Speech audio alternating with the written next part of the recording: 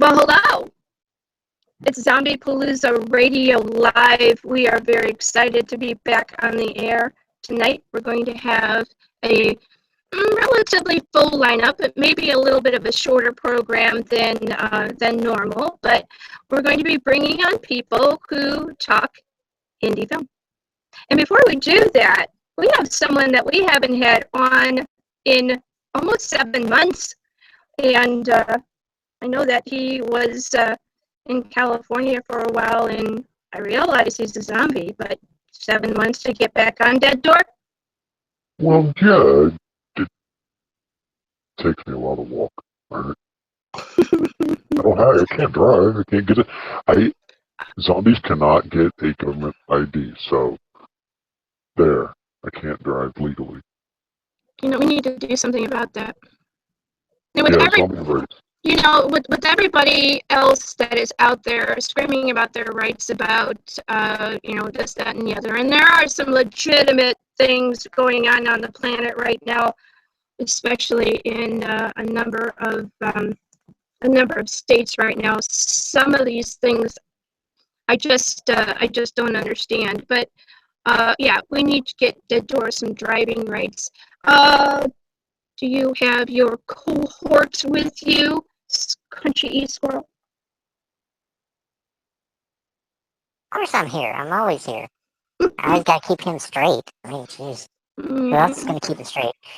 No, the problem is who's gonna keep me straight? Well, you know, I've been watching your page, and I have seen some of the things that you have been doing while on vacation with DD, and I can't say that I'm surprised, but giggle. That's just funny. All right. Well, yeah. Squirrel's gotta stay busy. All right, I'm going to be bringing on a number of people. Could you please go over to the Facebook page and either one of you read off who our guests are going to be tonight while I go and bring some of them on? Yeah, let me pull it up here. I think the choice good.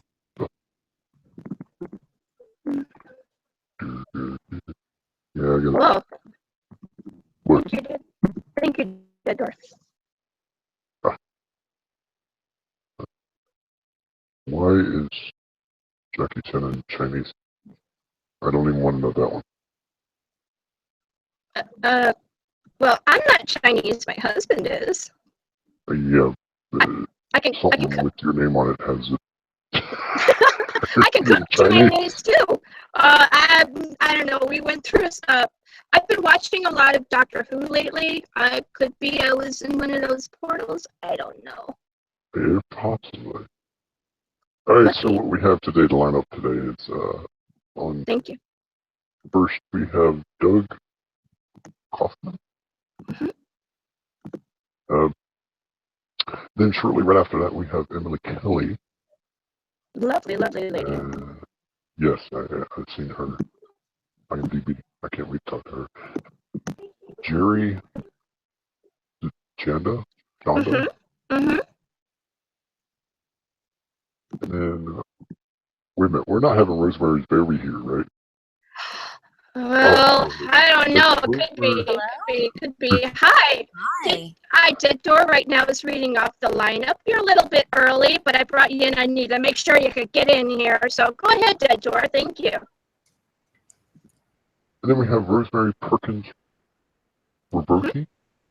Mm-hmm. And then Phil Elm. Yes.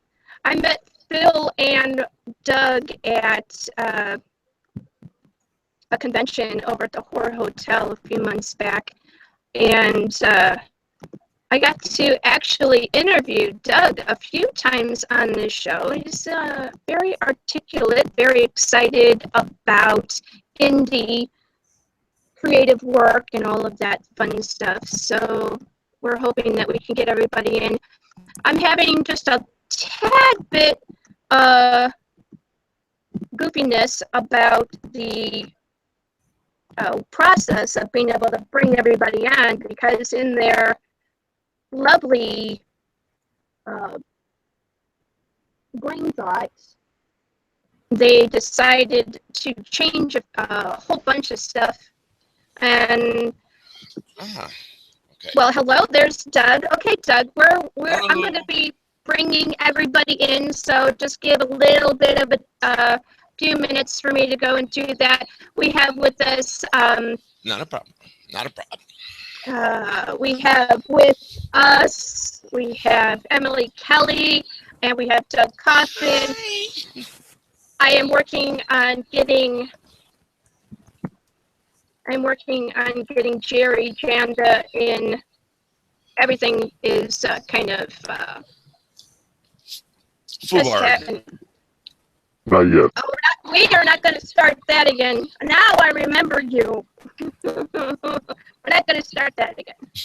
We're far from Pooh Bear. Everything is going the way it's supposed to go because I'm trying to get Jerry in. I was telling folks that in the process of YouTube being able to get things moving the way it needed to for them, they shifted everything over to YouTube Live, and now we're having some fun times. Somebody also has me on the YouTube channel. I need you to turn the YouTube channel off so I don't hear me or down or kick it in the head, something. Come here, you. Come here. All right, and this is Faith. Oh. This is there's a cat. my Snoop Dogg. You might want to not have the cat on so much because Crunchy is deathly afraid of cats. Ooh. Well, that's actually good to know. You sound like a credit for pregnancy, it's because of cat while I'm on the show. Well, why don't you tell them what happened and why you don't like cats so much? Well, I kind of screwed around with a cat, and he chased me across this rooftop, and I fell down, and I fell on top of Dead Door's head. And the dude grabbed me and got ready to bite me. I'm going, I can talk, I can speak, I can help you. So, from then on, I'm the chief engineer now. I'm not sure. Kind of crunchy. Your sounds are kind of crunchy. You're coming in a little more tighter than what I need you to. I need you to open up your sounds more. I'll tighten it up. Thank you. All right. I'm still trying to get Jerry in, and I also need to bring Phil in. So while all of that is going on, why don't you, Doug, go ahead and give us a little bit of background on who you are and what we're going to be talking about this evening. Well, my name is Doug Kaufman. I'm a screenwriter. I wrote an adaptation of King Diamond's Abigail. I also wrote a short, 30-minute horror comedy called Zombie Strain, and I also wrote a full feature called Twin Carnation. And that is the movie that we want to promote and get up and running and start filming. Oh, you're in your Kaz outfit. I am. Cool. Yeah. Emily Kelly is part of the cast. Genoveva Rossi, who I believe you're going to have on later, is part of the cast. We got, Lynn Lowry. Let me know if I forget anybody. Jason Klingensmith, Bill Orbis Jr. We're working on Timothy Quill and hopefully Michael Berryman. Hopefully, please. I'm not announcing them, but I'm working on them. Bob Sochi, Michael Scarabassi. Mel Heflin. Thank you, Jennifer Felice. Rick Germain. It's also going to be filmed right there in Ohio. Hopefully next June. So, we're all pretty excited about this. Okay, we're trying to bring in Phil Elm. For some reason, All right, where's that coming off of? Okay, I need everybody to go ahead and mute their mics, except for my dead door. Okay. So up at the top of the screen, if you're Give me a second. you should be able to. There you go. Okay. Thank you. Okay, so let's see if we can try and get Jerry back on. Or back in. I was able to actually get his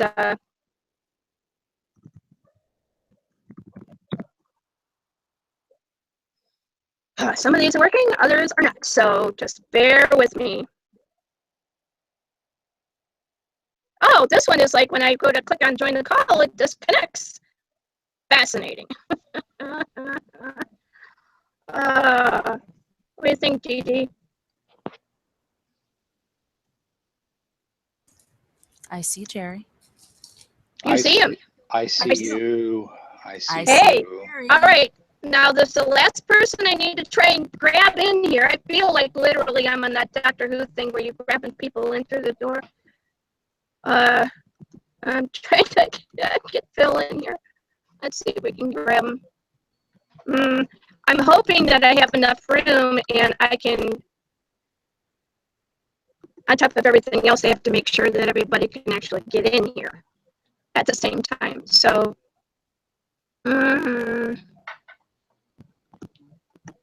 hi, Phil. I mean, not Phil. I'm thinking I got Phil on the brain right now. Jerry. Hi, Jerry. How are you? I'm good. How are you doing tonight? Ah! This is live radio. Isn't that fun? It's always fun. I'm having fun. Okay, so, all right, I'm getting feedback off of, who am I getting the feedback off of? It's not showing me. All right, so if you've got YouTube, the YouTube channel link, make sure that you have it closed or turned down. And I'm still trying to grab Phil. If he comes in, Talking about let me know. YouTube, if you do have YouTube on, make sure you like, subscribe, share, and chat with me. The chat is up and running. I am sitting here watching it. Thank you. All right, let's see, we're trying to still get Phil in. All right, so I'm going to go over to Emily since I want to get this thing started. And I want Emily to tell us background on you, what got you into acting, and what you are going to be speaking about this evening. Well, I am an actress and a cosplayer. I have been an actress since probably, oh my gosh, too early to remember.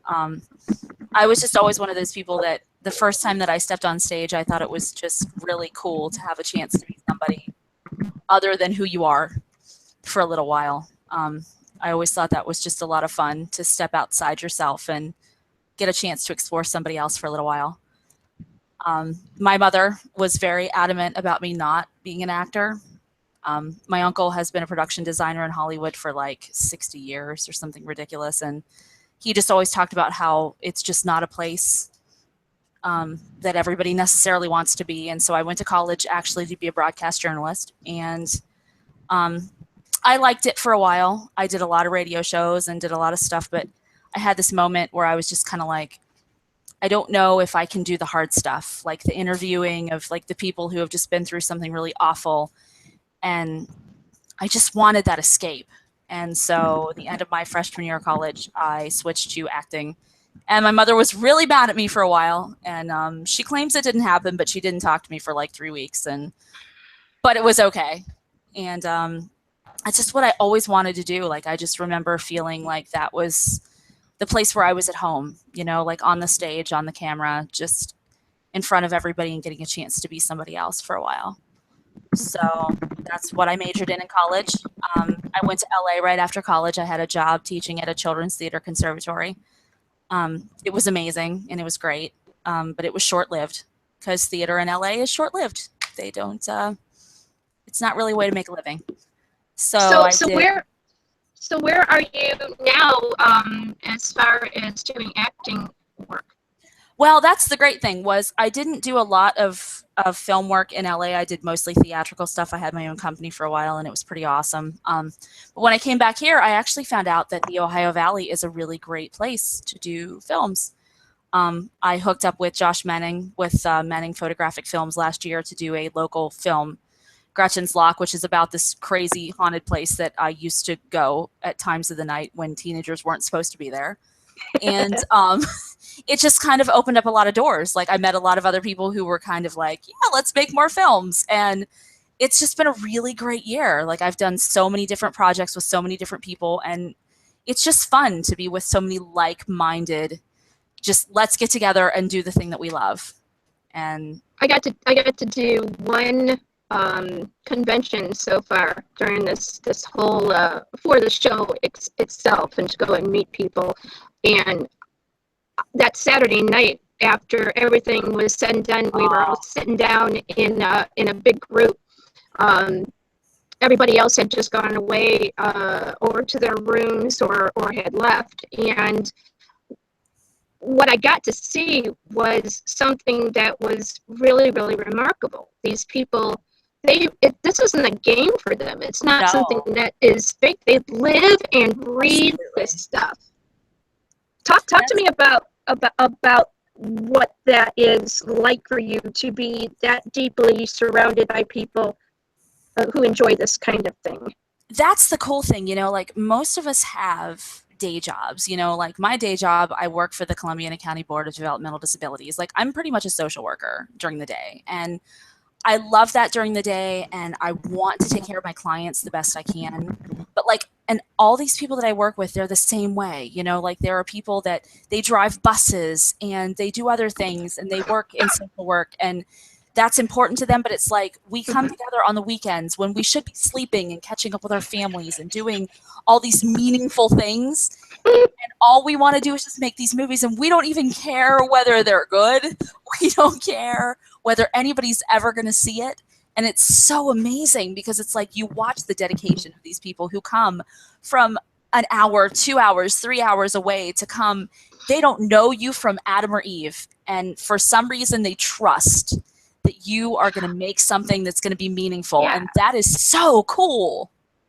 There was this guy that came from Tibet, right, Doug? What? Go ahead and undo your mic. Wow. Tibet. Halfway across the world. I have him on Facebook too.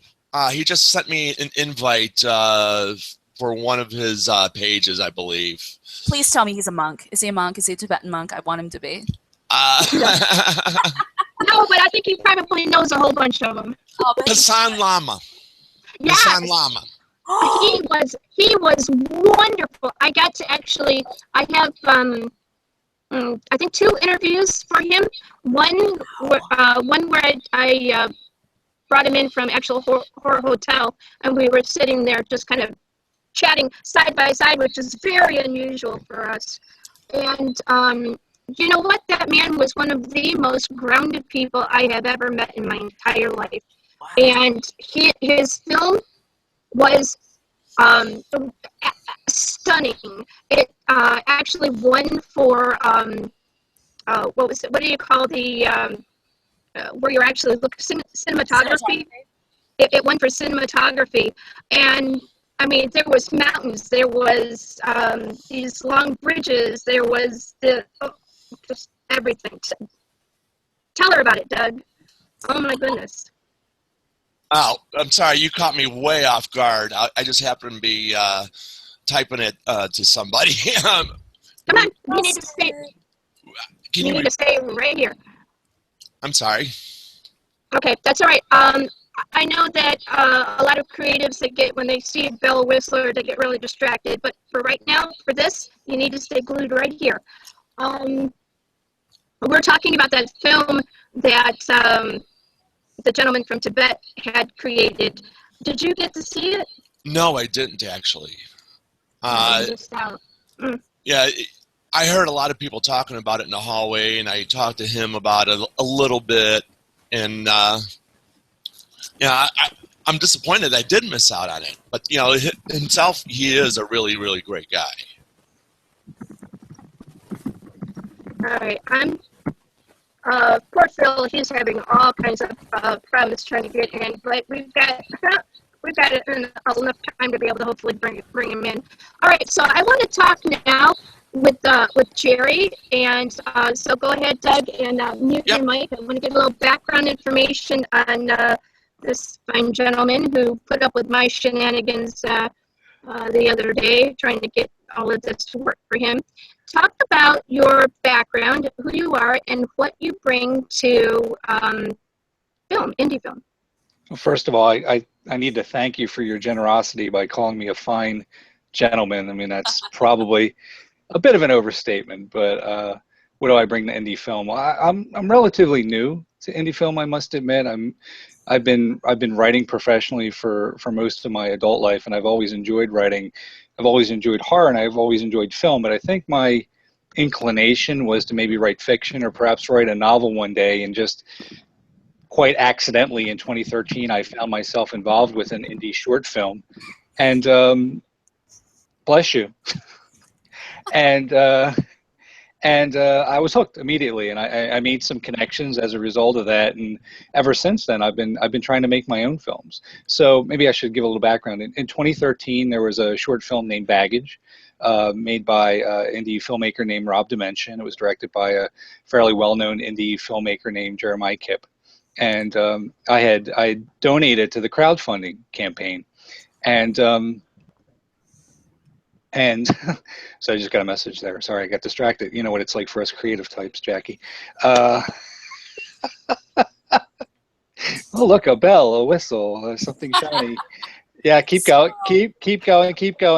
Yeah. So, and for that donation, the donation I made, I was going to be an associate producer credit on IMDb, and I thought, well, that's great. I can live vicariously through someone else's hard work. And one day I can show my grandchildren, hey, look, Dad's on IMDb, and I thought that was kind of cool. And I was going to be an extra in one of the scenes, in an office scene, and a couple days before we were supposed to shoot, Rob reached out to me and he said the guy who's playing my boss had to drop out at last minute. Would you like the role? And I think I'm in the movie for like a whopping 20 seconds, but it was just a blast. And I just stayed in touch with people, and then I started kicking around ideas of films I'd like to make, and it just kind of snowballed from there. So, you say that you kind of sort of come to this relatively recently. Give us a little bit more of a definitive on how long you've been doing this. And I'm interested mostly, too, then after that, what it was that sparked your interest to be able to go onto the creative side. Well, I've always enjoyed film. I've always enjoyed writing. I acted in high school, but I've always been a bit of a ham. I wouldn't consider myself a professional actor by any stretch of the imagination. But I've just always been fascinated by film and the creative process. So when I had the opportunity to do it in 2013, it was like a dream come true. I was seeing how an indie horror film was being made, which is a love of mine. And from there, it was 2014 that I wrote a script, and I assembled a crew, and I produced it, and I was in it, and it was a nightmare. It was horrible. It was horrible. It was to the point where I would go to conventions, or I go to film festivals, and people would say, "What are you going to do next?" And I'd be like, "I'm never going to do this ever again." It was horrible. But I guess I was bitten, as Jeremiah Kipp would say. I found my tribe, and I stuck with it. And I don't have a huge body of work. If you go up on the Facebook page and everything that you posted already, Jackie, you can see my IMDb page. It's not lengthy by any stretch of the imagination, but it is growing, and I'm enjoying it. I'm trying to, and I have tons of scripts backed up, and I'm talking to different directors, and I'm interested in doing things on my own. I'm finally trying to direct something by myself, just sticking behind the camera because I'm not photogenic, so I just stay on the other side of the camera and continue to write things and continue to create things. And it's just something. It's been a real joy for me. All right. So, what are the main things that you are most interested in? Some people, they enjoy doing sound or background or acting or directing and things of that sort. What is it for you that you find you're really good at? Well, what is it you do? I'll tell you what I'm really bad at, and that's producing. So that's something that when I got involved with my second film, and the guy wanted to co-produce it with me, I said, nah, you know what, buddy, it's all yours. I'll stick to the writing, I'll stick to the acting, but if you want to raise the money and assemble everything, that's all on you. Because like I said, when I made my first film in 2014, which was Painkiller, it was a dreadful experience. It really was. Dreadful how? Dreadful how? Yeah, was it like the crew wasn't what you were expecting? The actors were terrible. Oh, how do you preach it? Talk about were there people? Did they show up? Did they? Was it like a horrible person putting the thing together? We've all been dreadful. Let's know which kind of dreadful you're talking about. Right. No, the cast was fantastic. It was the crew, or a crew member. It's always funny how the guy who shows up with the most attitude is the one who has the least experience. And just walks on set and I wasn't in 2014. I wasn't in the best place in my life, and I was going down this rabbit hole of making this film, and I had invested so much of my own money in it, and it was getting to the point like I was just scared. Like I would bend over a barrel, quite frankly, just to get the darn thing made, and I paid for it, and but that was it. It was just I felt like I was too nice. I learned that producers can't be that nice. People will take advantage of you. I'm not saying that I should have been a jerk, but I should have been firmer. And I did allow people to kind of walk all over me. It was a learning experience. I'm not like that anymore. Believe me. So. And part of, like I was telling you earlier, part of what goes on with this show is talking about the real cool stuff. Yeah, what works, but. Sometimes people get a kind of a skewed idea of making an indie film when they hear, all the really cool stuff and how it can actually work well. Yeah. And they don't hear that background stuff where it's 28 degrees and you're standing there in your, BVDs or something like that, or covered in all kinds of gack. And having to do that in either really intense heat or really intense cold or when people, they get together and they just mill around and nobody's really got any kind of a focus. Or I was on a film once where the director and the producer kept changing the script. Ever see that happen? Oh, yeah. Oh, no. Oh, yeah. Somebody want to jump in there and say what that's all about and how that kind of like messes the day up? Well, it's difficult because, kind of like we were talking about before, how you're lucky enough to get people who will show up for no money because you don't have a budget, and they have the faith enough in you, in your script, in your vision to show up and do what it is you need them to do. But you sometimes get the people who maybe aren't as committed to the project as you need them to be, and all of a sudden you have a day where so-and-so is not coming to call. And everybody else is still coming to call, but they're not. So I've heard that from a few others, yeah. So all of a sudden, the director says, don't worry about it. We're going to rewrite the scene. We're going to write them out. We're going to do whatever we need to do. Yeah. And all of a sudden, you're scrambling because they're like, oh, we'll divvy up the lines and give them to somebody else. Or, you got to admire them for soldiering through it. But I sometimes wonder if it isn't to the detriment of their scripts. And I'm like, this is your baby and this is your vision. Do you really want to do this? Or should we maybe step back? Maybe we can shoot some scenes that they're not in today and maybe we can go from there. But absolutely, I've known some directors who are like, oh, it's not a biggie. We'll just write them out today. You can take their lines or so-and-so. And you're just like, that wasn't your vision. Are you sure you're okay with that? And they are just like, oh, yeah, it's cool. It's cool. We'll just soldier on. And it's crazy. Because it's weird. Right.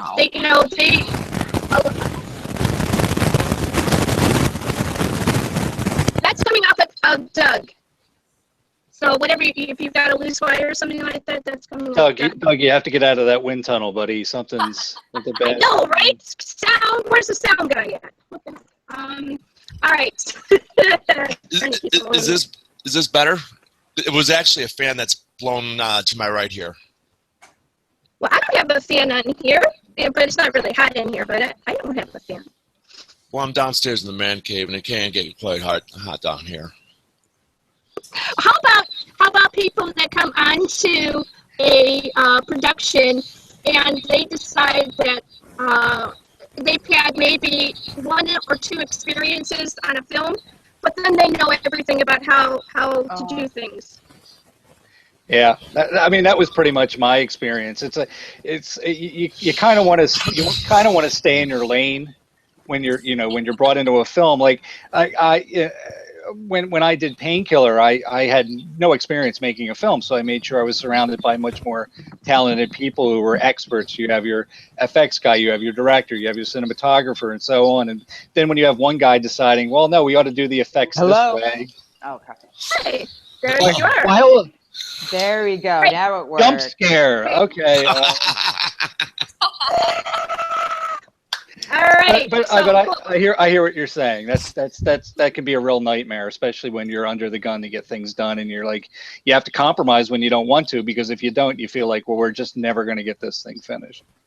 all right. So I want everybody who's already had a chance to talk to go ahead and mute their mics. And we're going to bring on Genevieve.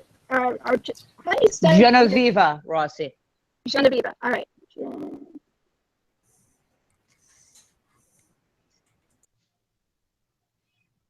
All right, gotcha. Genoveva. Can everybody see me and hear me? You're breaking up a little bit. Cool. All right. So what I would like you to do is I'd like you to give people background information on you as an actress and talk a little bit about some of the production that you are working with this current film that Doug has. Go ahead. Okay, well, a horror queen. I've been involved in over 83 films since 2012. I make guest appearances. In fact, I'll be at ScareCon with Tony Todd and Sid Haig next weekend. I've worked with some top people in the industry, and I'm super excited to be in Doug's movie, Twin Carnation. Looking forward to being in the film with Lynn Larry, Bill Oberst Jr., Jessica Felice, the whole gang. I'm really excited about it. I'm going to be playing like a psychic character, which is kind of unusual and interesting for me. I'm a tarot card reader. I'm a palm reader. And right now, as you can see, I'm a little dressed up, if you guys can make me out, on Neptune's Something of Horror. And we're filming that actually right now today. We'll be shooting that as soon as I'm done. Can people hear me? I'm having a hard time hearing you guys. We're just all stunned right now. So No, we were muted. We were muted. All right. Oh, okay. So, yeah. So go ahead and tell us a little bit more. Hopefully everything will stay where it's supposed to about your part in Twin Carnation. My current film, you mean the film I'll be working on with Doug? So he cast me a while ago. I was supposed to work on a short film with him. That's been put on hold, and Doug decided to go into his feature. I know it's an award-winning screenplay, and he decided to kind of go for it. And I've been one of the first people he cast because he already had me cast for a short film he was going to do. And then he cast Lynn Larry, who was amazing. Lynn Larry and I were actually in I Spill Your Guts together, which is one of my better-known films, directed by James Balsamo, and I know Doug's a big fan of that movie. And then also Bob Sachi is in that film, and Robert Youngren, who are both going to be in Doug's film. So it's going to be a little bit of a reunion of I Spill Your Guts. And I am super excited that also Bill Oberst Jr. is going to be in the film. Bill Oberst is one of the top horror leading men these days. He's been in a lot of films. He's an amazing actor. I've been following his career. We recently were in Death House together with Sid Haig and Michael Berryman. And I'm really excited to have Bill Oberst in it. That was awesome that Doug got him involved. Jessica Felice and I are also friends. We were at 4-State SlasherCon together a few months ago. So that's super duper exciting. Bob Sachi and I want to mention, have been in, I think, over 20 films together as well. So Doug has really put together an all-star cast. I don't know everyone involved with the film. Those are just the people I know personally because I've worked with them. but I'm certainly excited to be working with everyone. It looks like a fantastic script. It's an award-winning script, and I know it's. I can't wait until we launch it into production. You know, I think it's gonna be fantastic. So what is it for you with acting that, outside of the fact that you enjoy doing it, what is it about acting that allows you to express yourself in a creative venue where you really feel like you're a part of what is happening? Well, what I've always enjoyed about acting is it's exciting to step outside of yourself, to play a character that you never imagined you could play. It's just been a fascinating ride. I started out with this with Jacko Slasher. Hey! And then I went to I Spill Your Guts. Hey, how are you doing? Zombie Phil. Hunters, and it's been an exciting ride with over 83 films in a short period of time. So what excites me about it, it's really exciting to stretch yourself as an actor and play diverse roles. How do you go when you get a script? Do you take yourself and go through like method acting, or do you take the script and work with it 24/7? What is it that you do to be able to get into the character to be able to really allow it to emulsify you? It depends a lot on the character, I would say. Like, I definitely run my lines sometimes hundreds of times before we shoot, depending on the film. If it's an improv film, then obviously it has a different process. Sometimes I do a lot of research on the characters, like in Apocalypse Kiss, which I'm in with Tom Atkins and Michael Berryman. I play a pregnant woman. I give birth. So for that role, I spent a lot of time watching The Miracle of Life and also watching people giving birth in various films, to both see the reality of giving birth and also to see how it's portrayed in film, and then decide what I want to follow more closely. You know, so a lot of delving deep within yourself. Thank you very much for that. I appreciate that. All right, we have one more person that we need to bring in because we haven't heard from him yet. So go ahead and mute your mic. And I'm going to go over to, and I would like to get some background information on you. Tell people about what it is that you create in. And Phil, Phil is back again. Hi, Phil. How you doing? Get some duct tape, hun. Yeah. And I'd like to see your face, not your, well, there, the whole of. Actually, plant yourself. I will talk to you for a second, but I got to set this thing up. I'm actually went to my iPad. Hey, everybody. And oh, cool. So iPad works. Yeah. All right. I didn't know that worked. That's the first time we've had one on. Hi, how are you? I'm good. Good. I had to do a little quick work here. Hey, everybody. I love your blonde hair, sister girl. You with the little thing going on. Hey, Doug. Hi, everybody. All right, hey, Phil. So what do you want to know? I would like to know a little bit about your background, who you are, so that we can let these fine folks that actually listen to this show, hopefully we still have a few, get a bit of an idea of what it is that you create in and what your current production is. Well, my story started a long, long time ago on a small Mississippi riverboat on a rainy Thursday afternoon. My grandpappy was picking cotton. Can we speed up the history a little bit? A little bit. Anyway, no, seriously, I was born in Florida, and we made the trip up to Michigan. Actually, there was actually a riot, and this is honest to God true story. There was a riot going on in Michigan when we drove up, and we actually wound up sleeping in my parents' station wagon for like 4 days. Mm-hmm. Yeah, I know, right? But that's the kind of stuff where creativity flows, right? So anyway, long story short, grew up in Detroit, went to school in Tennessee, almost got run over by a car, chased down by a car once, and that was like a pivotal point in my life.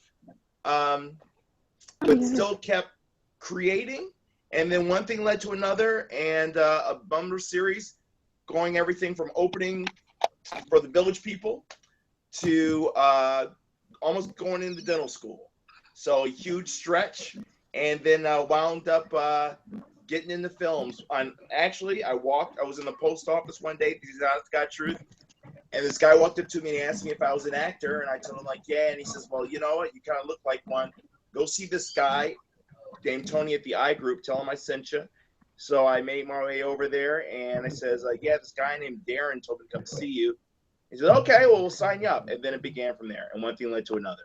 And there's lots of stories in between, all that stuff. But anyway, I met Doug and you in Ohio just recently. So, truth be told, what did you think about Doug when you first met him? We won't tell anybody. I don't think he's even listening. Out of me. I am hurt. But that's when I saw him across the room, because he was hanging. Oh, girl, I love your Wonder Woman bra, by the way. Thank you. It's cool. I want one of those. I think that's cool. I want one too, sister girl. Hey, you can tell us the Anyway, truth, by the way. Are you secretly Captain America? Because I can see your shield in the background. Oh, Are you can Captain see America? That? Isn't that sweet? I can Is see that it. sweet? It's hidden, right? You should have like in the included Hulk that in your thing. bio. Are you secretly Captain America? Actually, Guys, I'm you more gotta of a tell Bucky us. kind of guy, to be honest with you. You know More what? of a Me Bucky Barnes too. kind of guy. I am absolutely a Winter Soldier girl. Here, Okay, girl. here. But when I saw Doug across the room, he scared the bejesus out of me. Then he walked into me, started talking. I was like, oh, what a sweetheart. I want to give him a big old hug. So, yeah, and then I met you, Jackie. And that was a fun weekend, an incredibly fun weekend. It was definitely different. All right, so I am going to, now that I've got everybody out there, what I'd like you to do is, if you have a mic, go ahead and mute it. If you, for whatever reason, have this on the YouTube channel, make sure that that's off so that we don't hear any kind of chat or anything like that in the background. Now, I'm going to bring on my co-host, Dead Door, and he has a question he would like to ask. So go ahead, Dead Door. This is pretty much for everyone. Have you worked on a major production? And if you have, what do you find the difference between the indie films and the major production? Okay. What was the question? I couldn't understand him too clearly. Sorry. Uh-oh. I said if you work on a major production, Okay. what's the difference between the indie films and the major productions? Broadcasting. Bill, if you, I see your mouth moving, but I don't hear you. Can you hear me now? I can hear you now. Have you had experience on a Yes. major set? And what is the difference between that and indie film? Freedom, more fun, less stress, and people don't yell at you. You know, what the major productions, even though they're really interesting, and just seeing like people like Sam Raimi or Sean Levy actually get into their craft, you see, you understand these people are responsible for like $90 million, $120 million. They're not going to be, they're going to be about business. You know what I mean? So that's the biggest difference, I think, as opposed to an indie production where everybody's just like having fun, throwing Twinkies at each other, and then we got to do the scene kind of thing. So so that's the biggest thing to me: more freedom. And if you have an idea, if the guy doing makeup or the girl doing the makeup has an idea, everyone gets heard on any production. Well, let's try it. Why not? Kind of thing. So I think that's the biggest thing for me, anyway. But once again, for the major productions, though, when you see like someone like a Sean Levy or whomever doing his thing, or a female director doing her thing, it's kind of an awe when you realize that they're responsible for thousands of people, and they're running that ship, and all the spokes in the wheel are moving in sync. So that's pretty amazing and impressive too, and that's inspiring because you think about everything that had to happen to get to that point where we're on set with them, and they say action, and all the wheels move in sync. So that's something to be said for that too. Thank you very much for that. Genoveva, do you have that kind of an experience? Have you been on a major set before? And if so, what was your experience? Genoveva, me? Yeah. Yes. Okay. Yeah, I've been on major sets and I've been on, indie sets. There's a pretty big difference. I guess indies a lot of times are a little more punk rock, anything goes, and you have a little bit more freedom of artistic expression. Mm-hmm. But what you get on the bigger budget, less indie sets is people have very specific jobs and wear very specific hats. Things are very organized and meticulous. They usually take multiple takes, like a lot of takes. So you might spend hours just shooting one scene, and it reaches a certain level of perfection that we don't always attain in the indie scene. So, they definitely both have their pros and cons, and I enjoy doing my ultra indie low budget films as well as doing bigger budgeted things too. They both have their pros and cons. They're both fun. Thank you very much. Go ahead. I think the best way that I could sum it up is I had worked on one of the very first films that I worked on when I moved back to Ohio.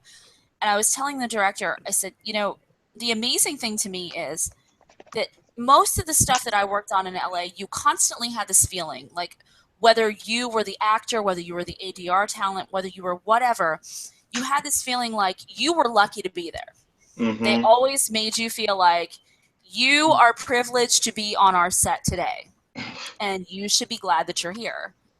And I said, the most amazing thing to me about being on set here is, like, these indie productions, they make you feel like they're glad you're here.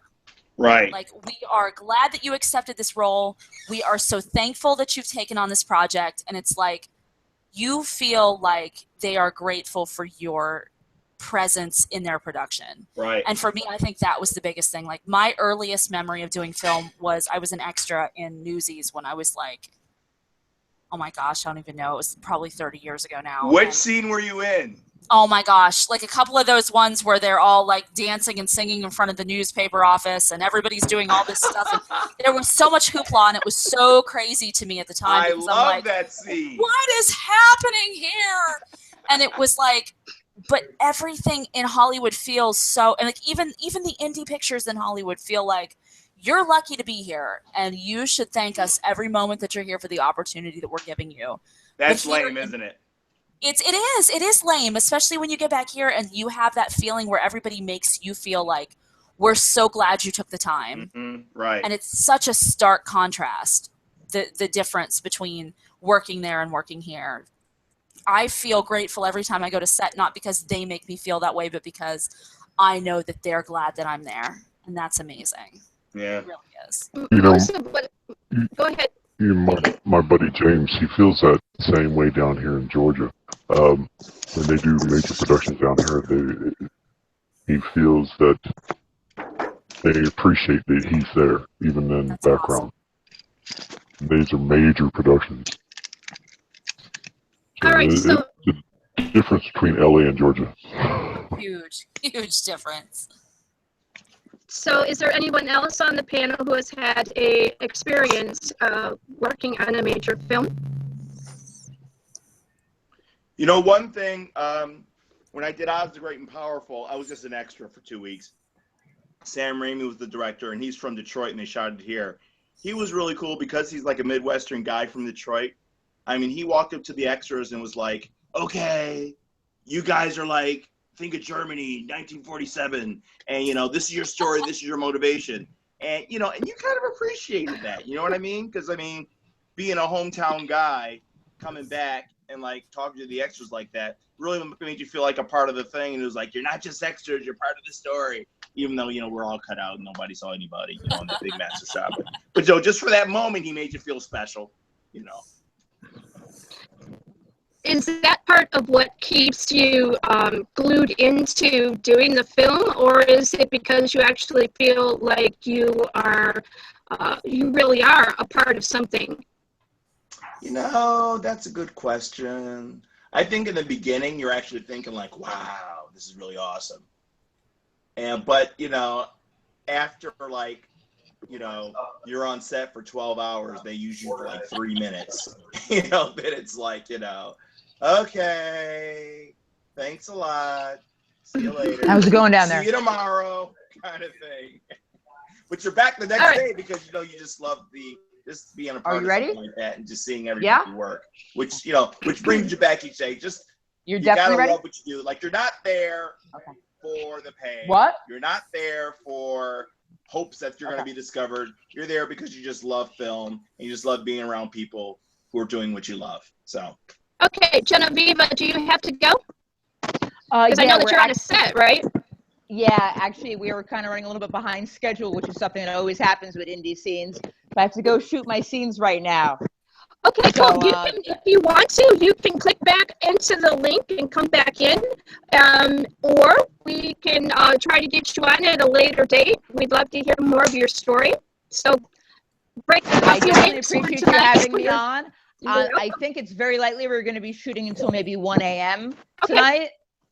So All right, I well, don't think I'll be able to click back on, but thank you for the invitation. Take care. Thank you, Nice Genoveva. meeting you. Thank you. Have a good night. All right, you too. Bye-bye. Bye-bye. God bless. God bless. Take care. God bless, yes. All right, so we're going to be, there should go, I think, ready, okay, cool. Yeah, I still see you. Go up to the top of your screen. There should be a red call button that you can click on to be able to leave, or just turn your browser off and go all the way out. Might be at the bottom if she's on a cell phone. It could be. That's okay, though. She's going to go and do what she needs to do. All right, so. I got another short one for Emily and Yeah, Phil. please. Why acting? Why, out of all the professions in the whole world, why acting? She's laughing. She's like, I don't know. This is for both of you, Emily and Phil. Well, I guess I'll go first because it looks like Phil might not be ready to answer that question. No, I'm not. I'm trying to keep my iPad from falling on the floor. For me, I just always thought it was really cool to be able to do something to put yourself in a box for a minute and to put aside all of like your hardship and your drama and your personal stuff and just take a minute and walk away from it and say, okay, for a minute, I'm going to be this person. And, you know, for me, up until about a year ago, I was primarily a stage actor. Like that was what I did. And I guess the rush at that point is you realize that it's you and whoever else is in this production with you and the audience. And it's like, it's hella collaborative because at this moment you're relying on everyone on stage with you to bring exactly what it is they're supposed to. And you're relying on this audience to feed off of what you're bringing. And it's just, there's a spontaneity to it. And there's this amazing moment where you forget who you are and you forget where you've been and where you're from. And you just have this moment where you're like, okay, I'm this person and I'm relying on these people to make sure that we make the vision complete. And you're relying on this audience to give it everything they've got to feed into what you're offering. And I just think that's really cool, you know, like especially the first time that I came to acting, I was still a teenager and it was like, you know, when you're a teenager, everything is awful and it sucks. And you're just like, oh my God, my life is so terrible. And you just want to have that moment where you get to do something so much more glamorous and be somebody so much cooler than you think you are. And I never lost that. Like, even when I got to be an actor in LA studying with David Mamet, like, I'm just sitting there thinking to myself, oh my gosh, this is so much cooler than who I really am. And I guess that's why, because I just, for a moment, I want to be cooler than who I am. No joke. All right, Phil, what do you have to say about that? You know, I'm going to get a little honest. I don't know. I'm just going to speak from my heart. Preach. To me, preach, sister girl. Preach it. Bring it. Go and have some church. Take me to church. Go and have some church. Some church up in here. Go on. There is nothing more cleansing for the soul for me when you're able to connect on an artistic level and express yourself artistically. True. And if you're fortunate enough to make a connection where somebody else feels just a fraction of what you're expressing, and there's that invisible string or connection that goes without words, but is pure emotion. To be a part of that, to give that and to receive that, to me, there's nothing else more. There's nothing more.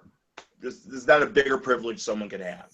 And if you're able to share what you feel inside of you with somebody else through art, through telling a story, through telling someone else's story,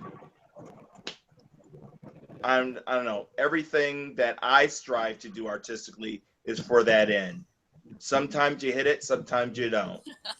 But if you fail 9 times and you hit it on that 10th time, makes all the 9 other failures worth it. You know what I mean? So that's what keeps me going. And then if you could actually write something and someone else takes part of your vision, or you take part of someone else's vision, and you bring something from the pen to the screen to an audience where someone else can actually feel what was written on the page initially, that's what it's all about. And it's all about service, right? And to me, if you could be of service to somebody else in that capacity, you've lived. Absolutely. All right, and that's going to be a great segue into our screenwriters and people who produce those words on paper. I would like to first go over to Jerry, who's been sitting there quite patiently. Thank you so much. And I want to talk to you. I want to talk to you too. I often thank you. He hasn't gotten up and ran away yet, so we're doing something right. I want to know what it is for you that goes to the core of writing and sitting down and actually putting something together. Do you do this when with the eye in mind that it is actually going to be an active piece, so that's going to go to a screen, or do you? I'm going to need you to mute that. Find the mute on yours, please. Oh, really? Would I just tap my picture? I don't want you to leave, but I need you to either I need you to sit still, or I need you to mute your mic. Okay, I'm sorry. I'm going to tap my picture. See what happens. Okay, hopefully you'll still be there. All right, so I'm interested in the essence of what it is that you create when you go and you put the words down. Do you have in mind that it's going to go to a screenplay, or are you just writing just to get it out? It's an interesting question. I find that, and this will sound a little cliche, like the story writes itself. The story decides what it wants to be. I've sat down to write a short film and it's turned into a feature script, or I sat down to write a script and it's turned into a short story. It's just I never really know. It's however it comes out. It's usually at a point where it's like I feel compelled. It's been bouncing around my head in a while to the point where it's like it won't stop until I sit down and let it out. It's been to the point where I'm driving into work and I just want to pull over and pull out an iPad and start typing something just so it'll leave me alone for a little while. So it's I don't necessarily set out with a vision. I have a good idea. It's usually written in my head, but it ultimately decides what it's going to be. I really don't have much control over that. I see you have a number of pieces that you've written, and I would like to start with Painkiller. It's an award-winning short that you wrote and you produced and co-starred in. So you have lots of different facets of you, and you did this in 2014. Let's talk about Painkiller. Painkiller was the kind of thing that was bouncing around my head in 2013. Finally, I woke up on New Year's Eve on 2014 and I sat up and I said, I have to write this thing. And I basically spent New Year's Day writing it. It's a deeply personal story for me because it's about chronic pain, which in 2009 and 2011, I had herniated discs in my neck. I needed a anterior fusion surgery for my neck. And through that time, I was very dependent upon Percocet. I went through taking painkillers just to kind of get through the day. And that fueled the story. So it was sort of a personal thing for me. When I bring authors on, which I frequently do, but I love getting a break when I can bring my film people on, I talk to them about the 3 R's. Not the 3 R's that we had in school, but the 3 R's that are film: realism, research, and reach. When people talk about their creation and the creative process, a lot of times for them, they go to what they know, which draws very strong emotion, or it could have content that they're in the middle of. Say, a young man, Phil, over here, he is just getting to a particular place, and he is immediately thrown into a riot and doesn't know anything about what's going on, but has to go through that experience. That is something I'm sure he probably would have rather have not done. Sure.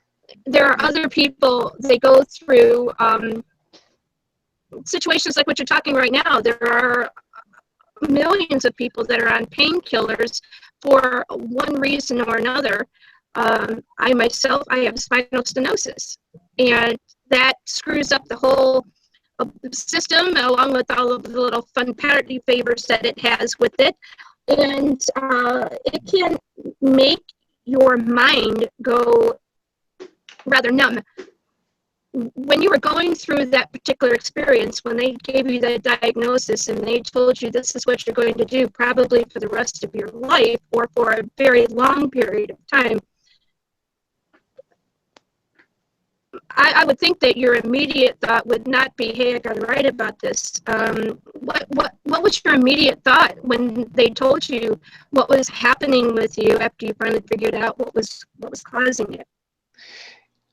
I guess, yeah, you're right. I mean, I was fortunate, and I wrote the script many years after I'd gotten over that, but it still was very much something that had affected me.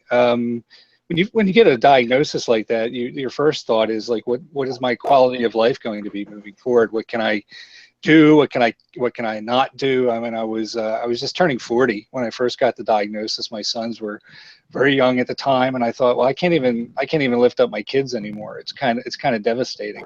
You know, all you want to do is play with your kids, and you can't do it because you're in so much pain, and you're afraid of what kind of impact that has on them. So I have to admit that at the time I wasn't really thinking turn into a story someday. That was probably the furthest thing from my mind. It just, for whatever reason, one day materialized in that. And I think because not just because what I'd gone through personally, but I think it was also a time in my life where I'd gotten to know somebody fairly closely who just happened to be bouncing from like one abusive relationship to another, let's say. And it got me thinking, yeah, we talk about addiction in terms of painkillers or other types of drugs or alcohol, but you can be addicted to just about anything. And that's usually one of the signs you see in an abusive relationship. You actually, I mean, as a society, it's unfortunate that we kind of look at those situations and you just say to the woman, well, you ought to leave.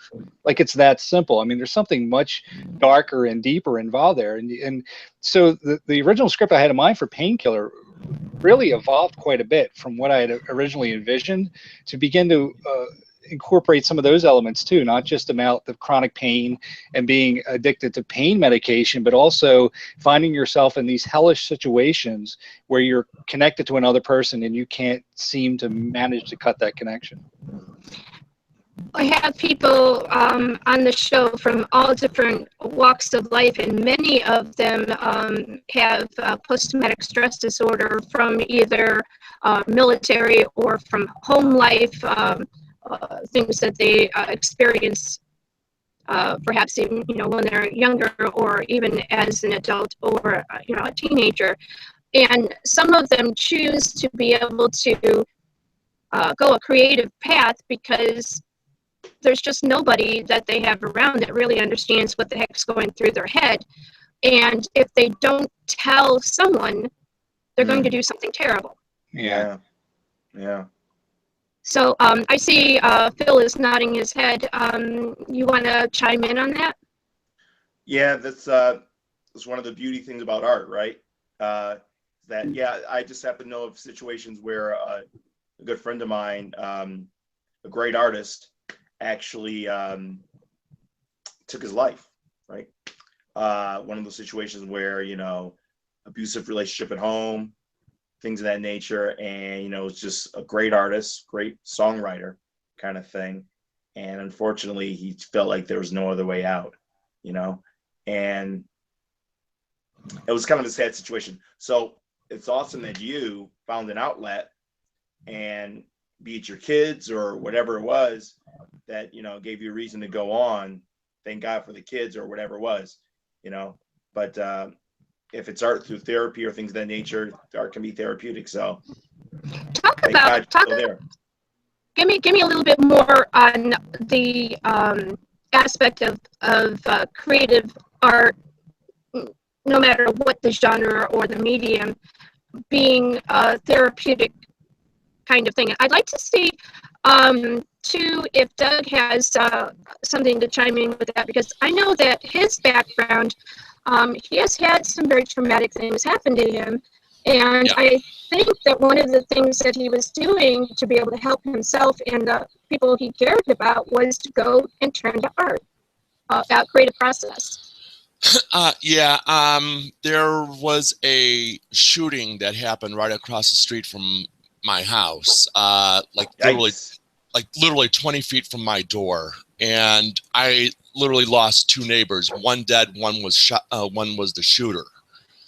Wow. I can't go into specifics because I am a witness, and so is my wife. But the shooting struck a nerve with me. I mean, it really changed the way I looked at life, everything. Because I went to help the guy, and he died in my arms. And I've known the guy for about 6-7 years. You know, like I said, he was a neighbor of mine.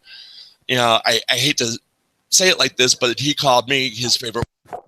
You know, and he loved us, and you know, we loved him, and it was a problem that escalated between the two of them that resulted in, unfortunately, his death. And for almost 2 weeks, no matter what I did, where I went, who I saw him everywhere. Wow. I'm downstairs in the man cave just sitting thinking, and he's sitting in the office chair talking to me. I mean, it really, really affected me. But I know some guys out in New York, Kevin and Matt Forte, who do the Sin Reaper series.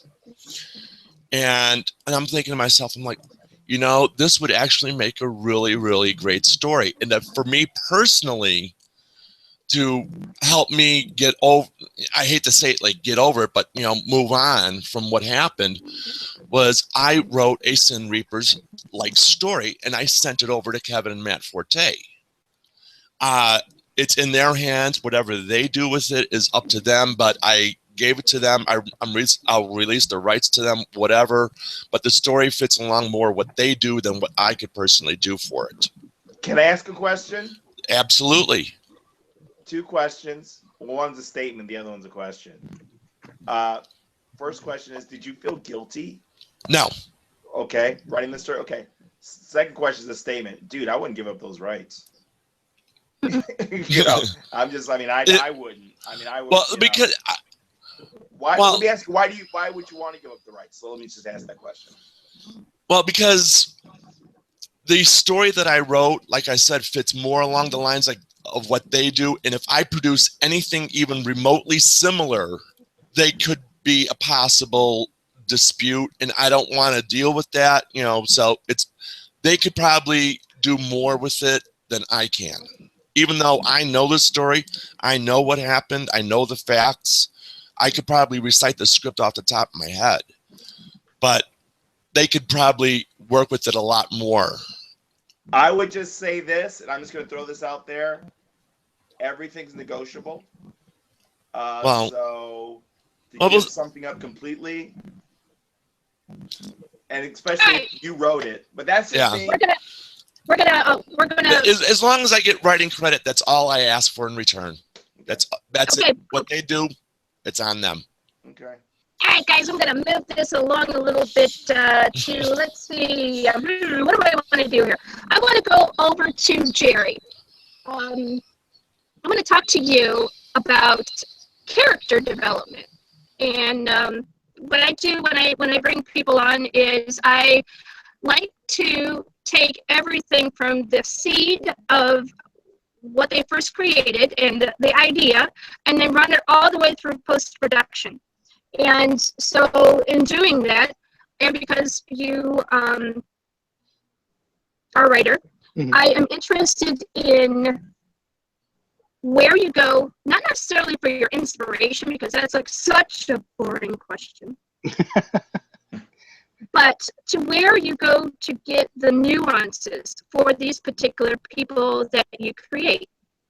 And the other part of this, and still tied in with character development, very often people will tell me that their characters will come to them and they'll tell them who they are, what their motive is, and all of that kind of thing.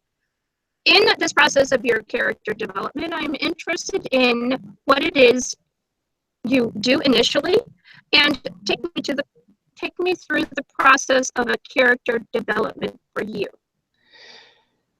I have to admit, at least in short films, there isn't often that much opportunity to get too deeply into the character, because the film itself generally isn't that long. So you need to really get to the point quite quickly. And one of the things I like to do when I write is to kind of leave things open to interpretation. So I like to give the audience just enough about the character where then the person can take that and to decide who that character is. And that leads to some interesting conversations with viewers who say, well, I think the character is X. And then another viewer say, well, I think the character is Y.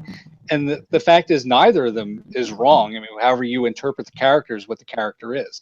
So as opposed to like jamming something down people's throats. And the example I often use is you can watch John Carpenter's Halloween, or you can watch Rob Zombie's Halloween. And in one, you know who Michael Myers is. In the Rob Zombie version, they give you all this background and who he is. And in the Carpenter version, you have no clue who he is or what his motivations are. Now, I've had arguments with people who really like the zombie version because they like knowing who Michael Myers was. Well, I'm in the Carpenter camp. Yes. I don't need to be told. Yes. I don't need to be told. Yeah.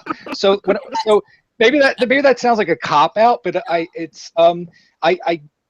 I take the character as far as I think the character needs to go. Sometimes you know everything about that person. Other times it's like there's just enough to tantalize you and leave you to fill in the blanks. Well, and you're absolutely right. That was what made Michael Myers so palpable to people, was that you didn't understand what the motivation was. And then all of a sudden, John Carpenter's like, oh, but he had a really awful stepfather and his mom was a stripper and it's so sad. And you're like, no. John Carpenter just said that he's evil. It's not like Rob Zombie all of a sudden is like, oh no, he's got all these motivations, and it's like, no. John Carpenter said he's just evil. And you could fill in your own blanks. That's right. That's right. Leave it at that. Right. And I don't mind things that challenge me like that. I think a lot of times as viewers or readers or whatever the case may be, we need everything spoon-fed. And we've kind of lost the power of our own imagination, where it's I can view something or I can read something, and I'm not. That's why, like, I often say that I play a character in Painkiller. I compared him to Anton Chigurh in No Country for Old Men, the film and the book. In that, like, you don't know anything about Anton Chigurh other than he doesn't have a sense of humor. That's all you know. You know, he goes around killing people and he has certain motivations as to why he does that. And at the end of the film, there's no, like, in a typical Hollywood film, you'd have Tommy Lee Jones and you'd have Anton Chigurh in a gunfight, and Anton Chigurh will get killed. Instead, Anton Chigurh, spoiler alert, gets in a car crash and walks away, and you never see him again. And Tommy Lee Jones ends the film by telling the audience about a dream he had, and then the credits come up. And I got to think that's maddening to people, and that's why I love it so much. because I'm withholding from you purposely, right? I'm not giving you everything you want. I'm expecting you to do a little thinking, and I don't think there's anything wrong with that. We have too many kinds of pieces that are out there where everybody just throws everything out, and there's no mystery. You know, It's like if you go around just yelling boo and scaring people all the time, there's no, I mean, after like a couple of maybe minutes of doing that, you tend to lose a lot of the audience because they are no longer interested in what the heck it is There's you're no scare trying to do. factor. Right, go ahead, DD, talk about that. There's no scare factor. Everybody's more scared of their own imagination. Yeah, I like absolutely. the old ones. I like the old ones where you have to use your imagination. Yeah, the old Michael Myers.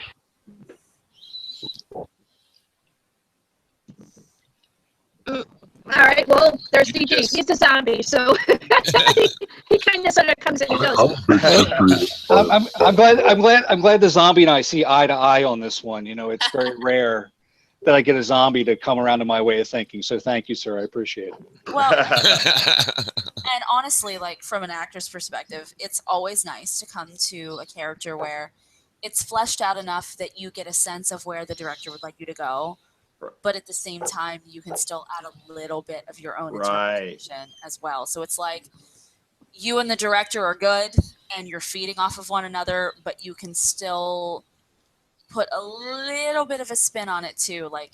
Because I know sometimes I don't know how you are, Phil, but I know that sometimes I'll start to delve into the character's personality in ways that the script doesn't offer you. Right. All of a sudden, you're thinking to yourself, you know, my character loves to go to rock concerts and my character loves to do this. Girl, and people are that like, is that it. wasn't in the script anywhere. Where did that come from? And you're like, it's that's all just about what that the inner monologue that you have. It like is, your and own it's inner like story, right? the director has given you enough to go there, but hasn't specifically fed that to you. Exactly. And I think And that funny, takes though, you.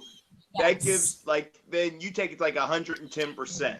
You do, and you got it's that like inner that's motivation, what gets you there, right?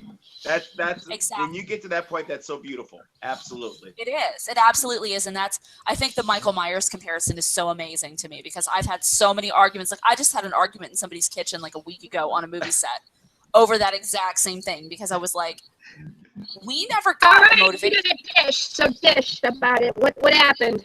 I mean, not names or nothing, but what happened? Like we're standing there and we're talking about making horror movies, and the guy had, if I remember correctly, some sort of shirt that made me know that he was a Rob Zombie enthusiast. And I'm like, look, dude, I'm with you. I feel you. Devil's Rejects, yes. Oh my gosh, I am so on the train. But when we were talking about like all these other films, and we were talking about his newest film, and I was like, I'm sure it's amazing, but let's talk about Halloween for a minute and how egregious I thought it was. And all of a sudden you have decided you are going to give Michael Myers this motivation and this thing. I was like, just call it anything but Halloween. Call it, do it in a white mask, call it homicidal crazy man on Halloween, call it whatever you want to call it, because otherwise great film, but don't call it Halloween like John Excellent. Carpenter's Halloween, because you give him that extra motivation and all of a sudden you're like, no. But here's, I want to say something about the Halloween movies. Okay, that is the one with the Michael Myers and the whole everything, right? Yes. Oh, yes. All right, he's not a zombie. No. But some think that he is. Anybody want to talk about this? Or do we move along? I know, right? Well, he's the pure classic evil. Zombie is Night of the Living Dead. Those are like those. No zombies have ever topped Night of the Living Dead. The original, black and white. I mean, those are like every zombie since then is like. Yeah, when did they start becoming fast and running? What's that? When did they start becoming fast and running? Right. 28 days later. No, all right. 28 days later, On this, go ahead, DD. He's our expert. They learn survival skills. Oh, they learn survival skills. I'm with you. They hit the gym. Yeah. Started working out a little bit. Yeah. Said, hey, come on over, I went there one time. I had to leave. DD, your sounds are kind of crunching, so your bandwidth might be being disturbed a bit. All right, so fast running zombies. I didn't think we were going to get to talk about zombies on here on a horror, mostly indie stuff, but there are different kinds of thought on how the zombies would run fast. I mean, if they were relatively fresh, had just been animated as a zombie, because there are different aspects in that too, they would still have a good part of their motor control and still maybe even a little bit of cerebral something to be able to get them going in the right direction. Other than that, I have no idea what the heck's going on with that. I do love 28 Days though. Yeah. And I didn't love the Z movie. World War but, Z? Yeah, I didn't. Oh yeah. I thought it was. I thought in some parts it kind of sort of jumped the shark, but don't tell anybody I said that because they'll be like, "What do you mean?" But I think it kind of sort of did. But as far as the cinematographics of all of that, I thought that it was very interesting. I want to talk to someone on here, whoever wants to chime in, about the essence of environment when it comes to creating a horror film, and good. the kinds of things that need to be in place so that it doesn't look like you did it in necessarily in somebody's bathroom or a basement. That it gives it that element of horror. I think, I'm just going to say this and then, people please jump in. Even though this is not good for the actors and the environment, I think if the set is uncomfortable, I think we get a better performance. Yes. If the set is too cold or, you shoot when everybody's tired, like early morning hours, I think you'll get a better performance. And I know that sucks from an artistic point of view for creativity, but for that genre of movie, I think it actually adds an element to the authenticity. You have a big point there. We did one commercial about almost 3 years ago now for Zombiepalooza Radio, and it was the theme was tactical bacon. The whole thing was like about 5 minutes and some odd seconds long. So it was actually a short instead of a commercial. But the conditions that day, it was 28 degrees, and a lot of that film was outside. And some of the people were in t-shirts, tank tops, shorts. That's terrible. All sorts. And it was broad daylight, but it was colder than heck, and some of it was also done guerrilla style. Oh. So I want to talk to the fine folks over here about what it is about guerrilla style filming that adds to the element of a horror film.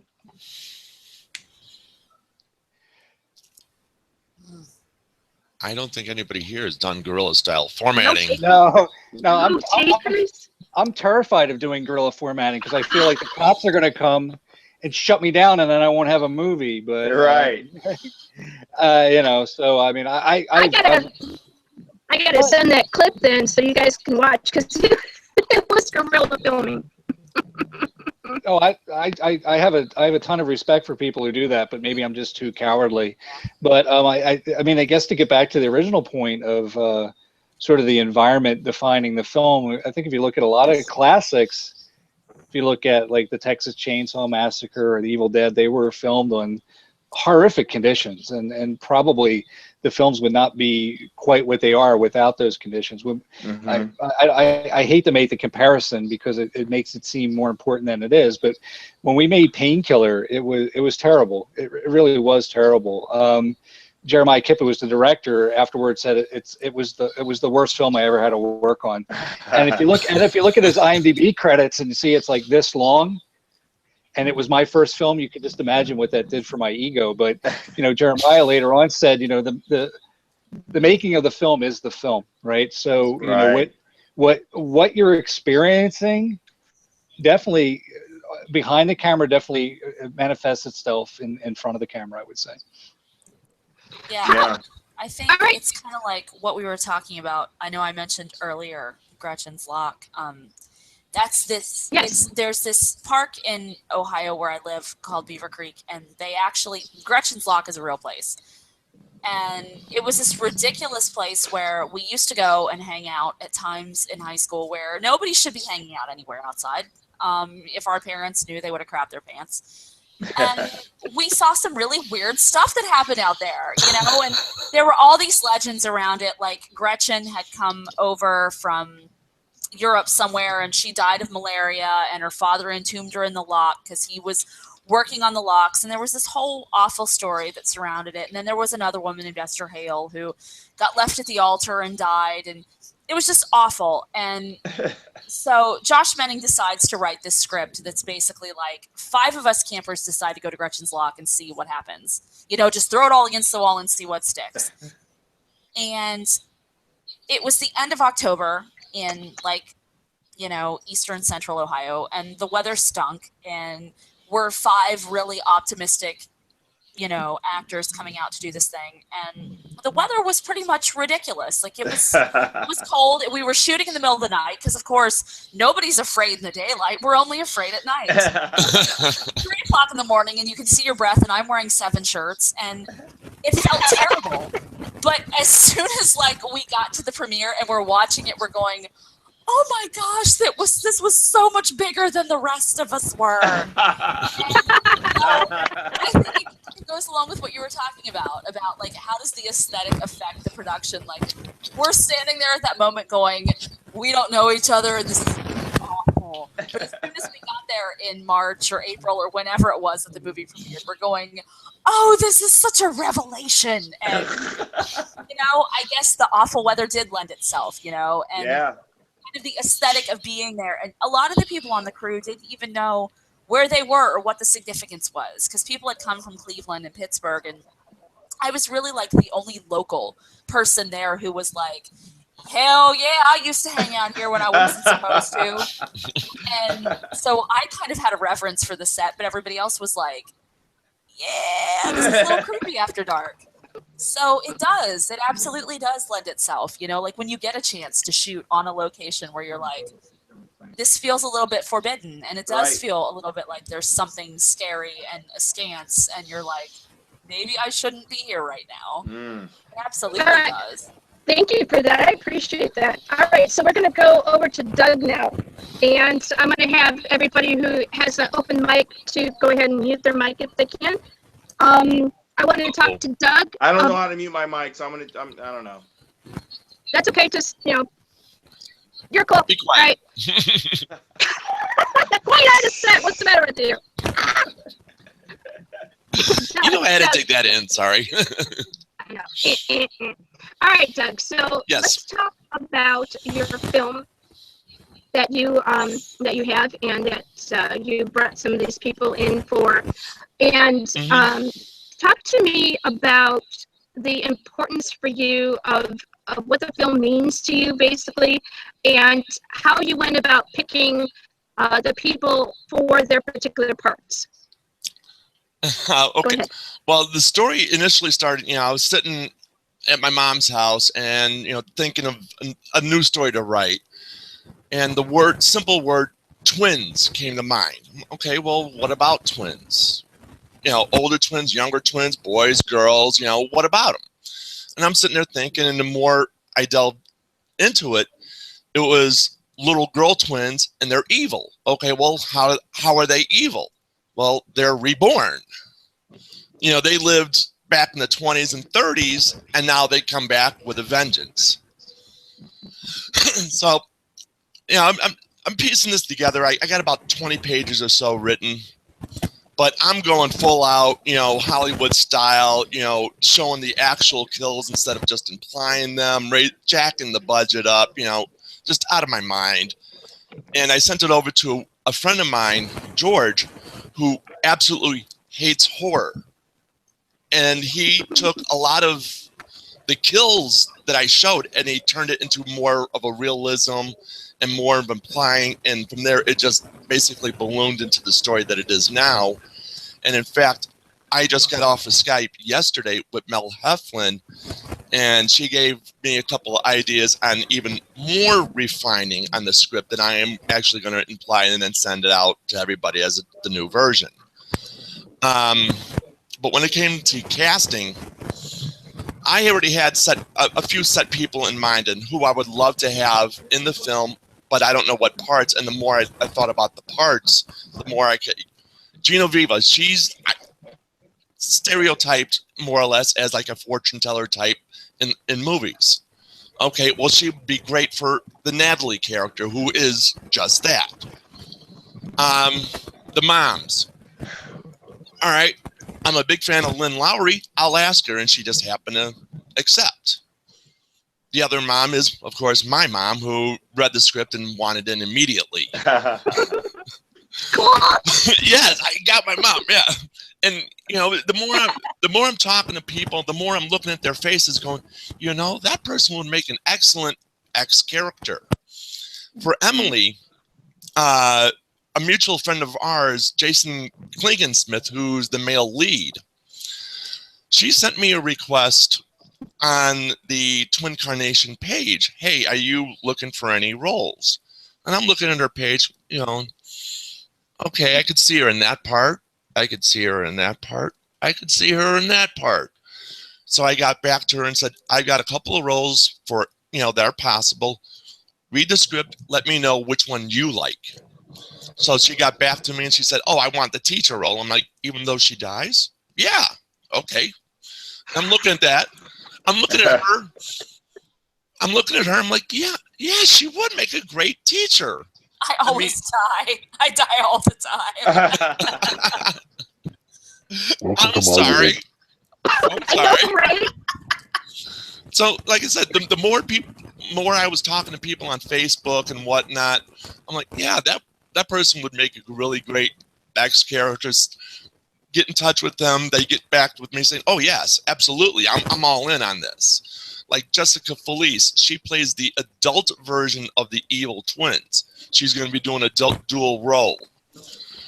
When I initially thought of the adult twins, I pictured Jen and Sylvia Soska. You know, to the ultimate max, you know, blood, guts, everything. You know, bathing in blood, the whole 9 yards.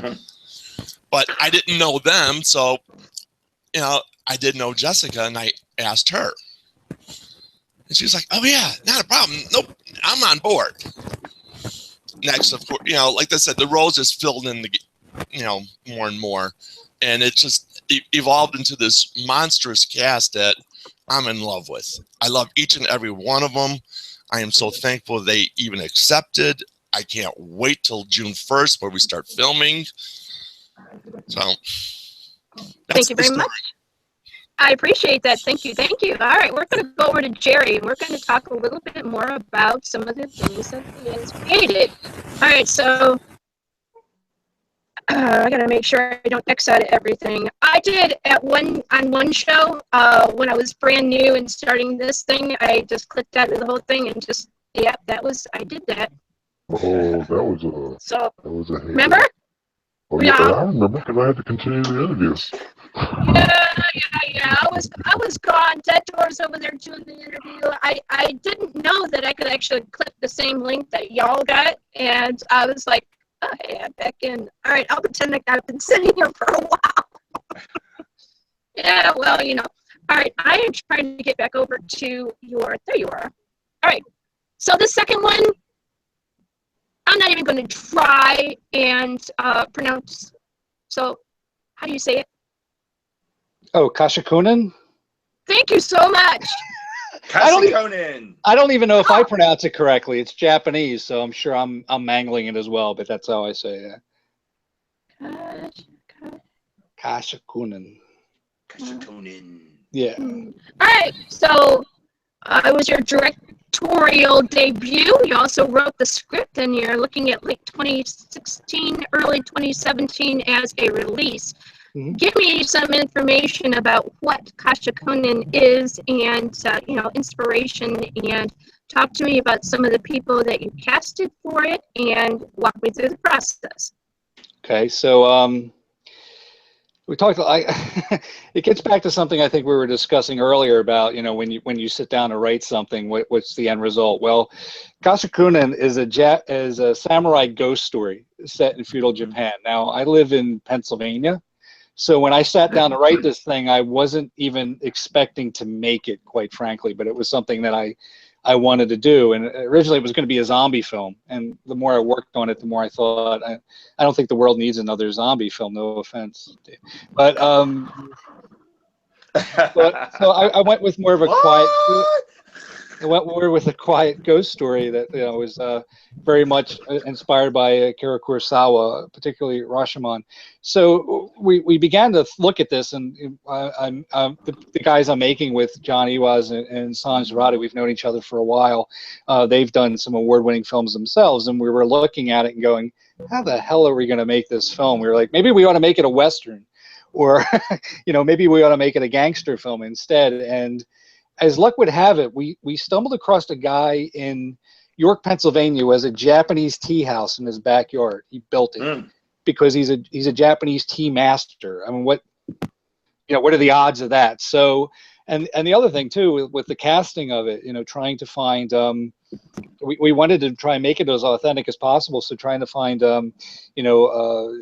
independent Asian actors in the area, so we would have that, and everything just kind of gelled. And we shot all the interiors, we shot all the exteriors. We have to do a couple green screen scenes, but at this point in time, it's probably 90% wrapped, and I couldn't be more thrilled with it. I mean, the fact that we've been able to pull it off. And we did crowdfunding for it. We were hoping to raise like 2,000. We raised more than 4,000. Wow. The fact people got behind this and believed in it, and we're able to put money into it, so we could get things that we never thought we'd be able to pull off. It's been really, I don't want to jinx myself, but it's been a fantastic experience so far. Okay, Nate, and you've given me a couple of good ideas for topics of conversation when it comes to doing indie film. One of them is crowdfunding, and so sourcing of the film, and the other one is green screen. It's more of a practical side of doing, well, practical with CGI type of thing. The green screen is not always CGI, but it can be. It's also practical effects. So what we're going to do now is we're going to switch gears, and we're going to go into the practical side of making an indie film. All right, so we got blood, we got guts, we got people's arms being hacked off, cut in half, sawed in half, disemboweled. Sounds like a dinner at my house. It sounds like a Thanksgiving dinner at Dee Dee's house. Yeah, it's quite interesting. I would like to see whom would like to tackle practical effects and talk a little bit about some of the movie magic that is made to make these actors look really, really cool. I'll start. For Swing Low, we were so fortunate and blessed to get Dan Phillips to do our practical effects. Dan Phillips worked on The Hobbit. He worked on Oz the Great and Powerful. He worked on a ton of stuff. So this guy's worth so much money, right? I mean, we really couldn't afford what he's capable of doing. But because of our director, Marvin Towns, for Swing Low, he knew Dan Phillips, and he showed him the script, and he was like, oh, okay, I'll do it. So he got paid pennies of what he was worth. And for my effect, I actually had like a prosthetic on my face for half my face, because in the film, I died when a horse drags me to my death across the ground. So therefore, when I come up, half of my face is completely mangled. And actually, what we worked on, are you familiar with the Emmett Smith story, the history kind of thing, the Emmett Smith thing? All right, so somewhat. Go ahead and educate us. Anyway, the guy had his face was pretty messed up, so that was this historic thing. So that's what he used as like the template. And so he actually made 4 prosthetics, because I had to use 2 a day because it would just dissolve over time. So, but he was just one of those guys that just like went all out with the, the pipe through the shirt and the prosthetic over the face for the blood that would spurt out. Of course, we had to cover everything in plastic because blood would shoot like 4 to 6 feet kind of thing. So, having the guy, I mean, he has such a passion for it, and just having him for the practical effects was just great. So, yeah, and the horror movies can't be done properly if you don't have a guy like that who's into it, you know, to bring that realism in. You don't necessarily have to have a guy on his level, but you do have to have somebody that's very passionate about what they're doing. Exactly. I would like to. I'd like to go to the next person who would like to have a conversation about this, but then I want to go back to Swing Low because I really I want to go through what this film is and talk about the process of that. So I'm thinking maybe we go to Jerry. Do you want to pick this up? Yeah, I've always been sort of a less is more guy when it comes to horror. I have nothing against gore films, but as I mentioned earlier, I really like leaving things to people's imaginations. I mentioned Texas Chainsaw Massacre, and there's this great moment in Gunnar Hansen's book where he talks about some guy coming up to him and he's like, "Oh, I can't believe the effects in that, where you saw that guy open and there were guts all over the place," and he goes, "Yeah, that wasn't in the movie." But but it was in the guy's head, and so when in Painkiller there were scenes that the implication of what's happening is pretty nasty, I have to say. And so when I would read reviews, people would talk about the gore of the film. There's really next to no blood in the film, and that was by design. I mean, I guess you could say on an indie level, the more you can cut back on effects, the better, because of the budget. But I've just always. I can go both ways. I did another movie called Wrapped recently where we really did kind of, blood and guts it up a little bit, and that was a lot of fun. But I think that movie called for it, whereas other films like, if you think of like Psycho, what would Psycho have been like if you see Janet Leigh being like, mutilated in the shower scene? Would that have been more effective than what Hitchcock actually shot? I would say no. So I really do think it depends on the situation. All right, there. Very often when I think that when I talk to you folks before I brought you on, I let you know that I often ask questions based off of some of the things that I hear during the course of conversation. One of the things I do want to touch on is so we have the creator of the film, we have the actors, we have the sound effects, the crew for putting together the actual environment and all of that kind of cool thing, and we have the editors and all that. But there is one vital piece that is vital to every film or every production that is either written and just in the written format or in the visual format. That is audience.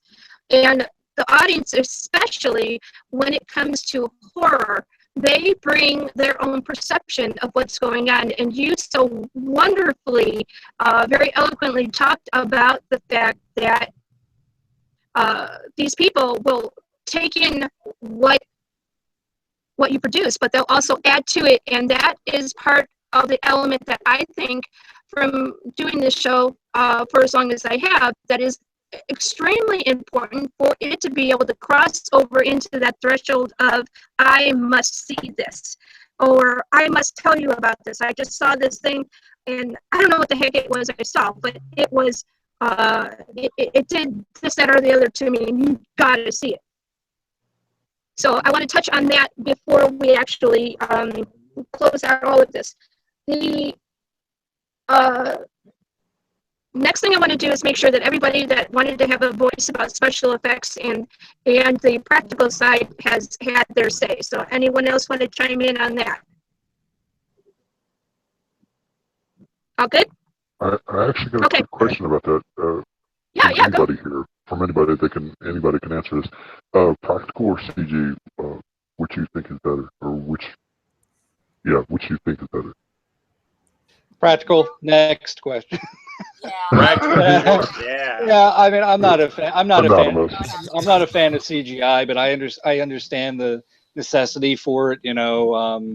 It's cheaper, it's easier to control, but give me practical effects. I'm with you, Jerry. 100% on that. Yeah. I think we live in a film consumer society now that we just kind of presume that everything that looks top notch is CGI. Like I know sometimes I watch some of these films and I go, "Oh my God, did you see the CGI?"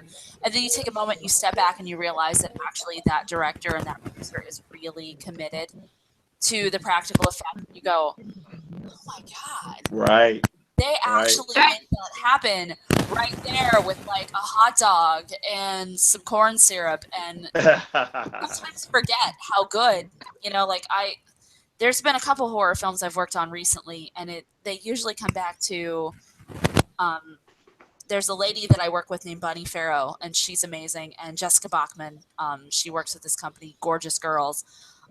They both just blow my mind. I mean, some of the things that they can do with just a little tiny bit of latex and some spirit gum, and I'm sitting there going, "Oh my God, I was just a person, and now I'm a werewolf, and it's amazing." And like sometimes you forget, like you get so caught up in like that Joss Whedon kind of like like Avengers, like big budget, everything is CGI and everything's blowing up on a computer, and then you step back and go, "Oh no, that wasn't CGI at all. That was just Jessica or Bunny and a makeup kit." And That's awesome. I definitely prefer Jessica or Bunny on the makeup kit because there's just something so awe-inspiring about knowing that, especially from an actor's point of view, like there's such a big difference between getting made up in the full, costume with the latex and the spirit gum and the whole 9 yards, and being able to feel like you're dying instead of having them say, "Well, you're just going to kind of lay down and act like you're dying, and then later we're just going to make it look like you died." CGI. So I think from an actor's point of view especially, it's huge because you get that simulation of actually saying, "We're really in it, we're really, going to make this happen," instead of, "We'll just pretend like it's happening and later we'll happen for you." It's huge. I keep going back to that, to my favorite horror film. I think I'm going to be talking about this film until the day I die, which probably is going to be hopefully a long time from now.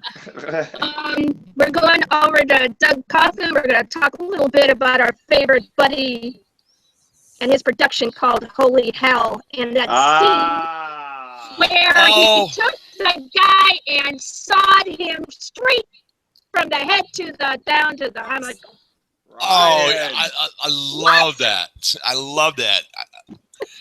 Give me that any day. The whole movie was wow. The whole movie off was the wow. chain. Right. Did you see it, Phil? Did you see it, Phil? Twice. Oh. I've seen it twice. So tell them, you two guys, talk to us and those who have not seen this yet. See about it. That scene. See yeah, we'll see it. Yes. See it. But, Ryan, I mean, from Canada, no less. A Canadian. I mean, this guy, the nicest guy. Yes, and Ryan is very so nice. out there, but like Ryan wherever he's going and wherever he is, you want to be there with him. His So brain. ride that crazy train right with him. Let's give me a ticket, one-way ticket. I'm with you, buddy. And he is just the nice. And his parents are just. Have you met his parents? Yes. And his parents are just like him. Oh wow. So yeah, if you haven't seen Holy Hell, totally irreverent, but has some social implications to it. Oh, if you have a chance, see it. It's got a lot of social implications. Yeah. I went and I saw the way that this went when I went in, and I'm like, I got to see this because everybody, and I mean everybody, is talking about that film and the film from Tibet. You got to see both of these if you just have to. So I went in and I'm sitting down, and the first 15, 20 minutes, I'm like, yeah, it's okay. And then after that, it's like bam, bam, bam, bam, bam, and then I had to get up. And I'm like, there's so much stuff that is going on, and it's very vivid. It's to me, I thought it was rather fresh. It was very, it was just very avant-garde. It was very just amazing, and I was overwhelmed. I'm like, I can't take this constant, all of this. And then there's no lull. And so I get up, and I'm like gone for about 10 minutes, maybe a little bit longer than that. And I come back because I'm like, something's telling me you got to see the rest of it. You just have to see how this plays out. Yeah. And I didn't know how long it was or anything like that. I had no idea. So I go after 10 minutes of talking to watch. I paced the hallway for a little while. I was talking to a couple of people in the hallway, and then I went and I didn't go sit down. I watched it from the doorway. It was kind of like, so if I saw something, I'd be able to eke out and kind of look at the door, like look at the flowers instead or something. And then well, the whole room was packed. Yeah. It was but literally the funny thing, it was. But the funny part about my 10-minute go away was that was the 10 minutes where there was this lull. And the motion kind of slowed down and things started going back into little pieces. What part was that? Well, that's what I was told by yours truly over here sitting there. He's like, yeah, that 10 minutes that you were gone, that was like where it kind of like slowed down some. And then I came back into the scene where they're going and they're like doing the thing with the guy and splitting them down. I was like, how in the heck did they do that from a practical? It was amazing. My favorite character is Sissy.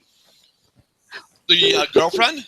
No, the father, son, daughter kind of thing. Sissy and the whatever the heck that was. Okay.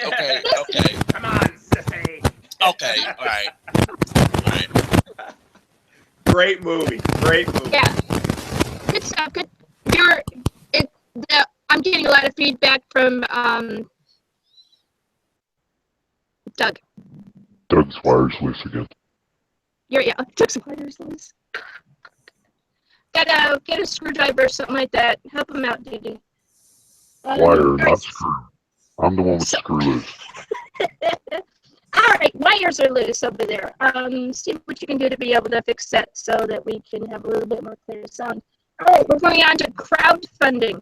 Now, I was doing a little bit of research as I do in some of these shows, and there were a couple of topics talking about funding and whether or not a person should keep their day job or just, throw themselves into the indie film work, or if they should ask for participation in helping to get some of these projects taken care of.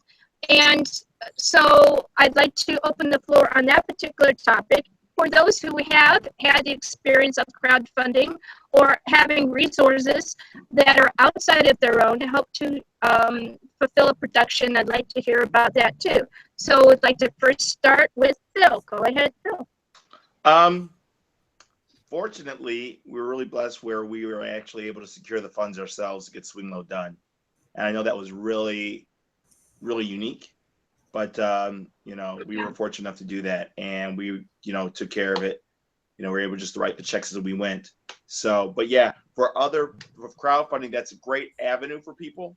And I think it's, as many people as you can get involved in it, sharing in your vision, go for it, absolutely. Of course, my partner, Mike, he's all about contracts and stuff like that.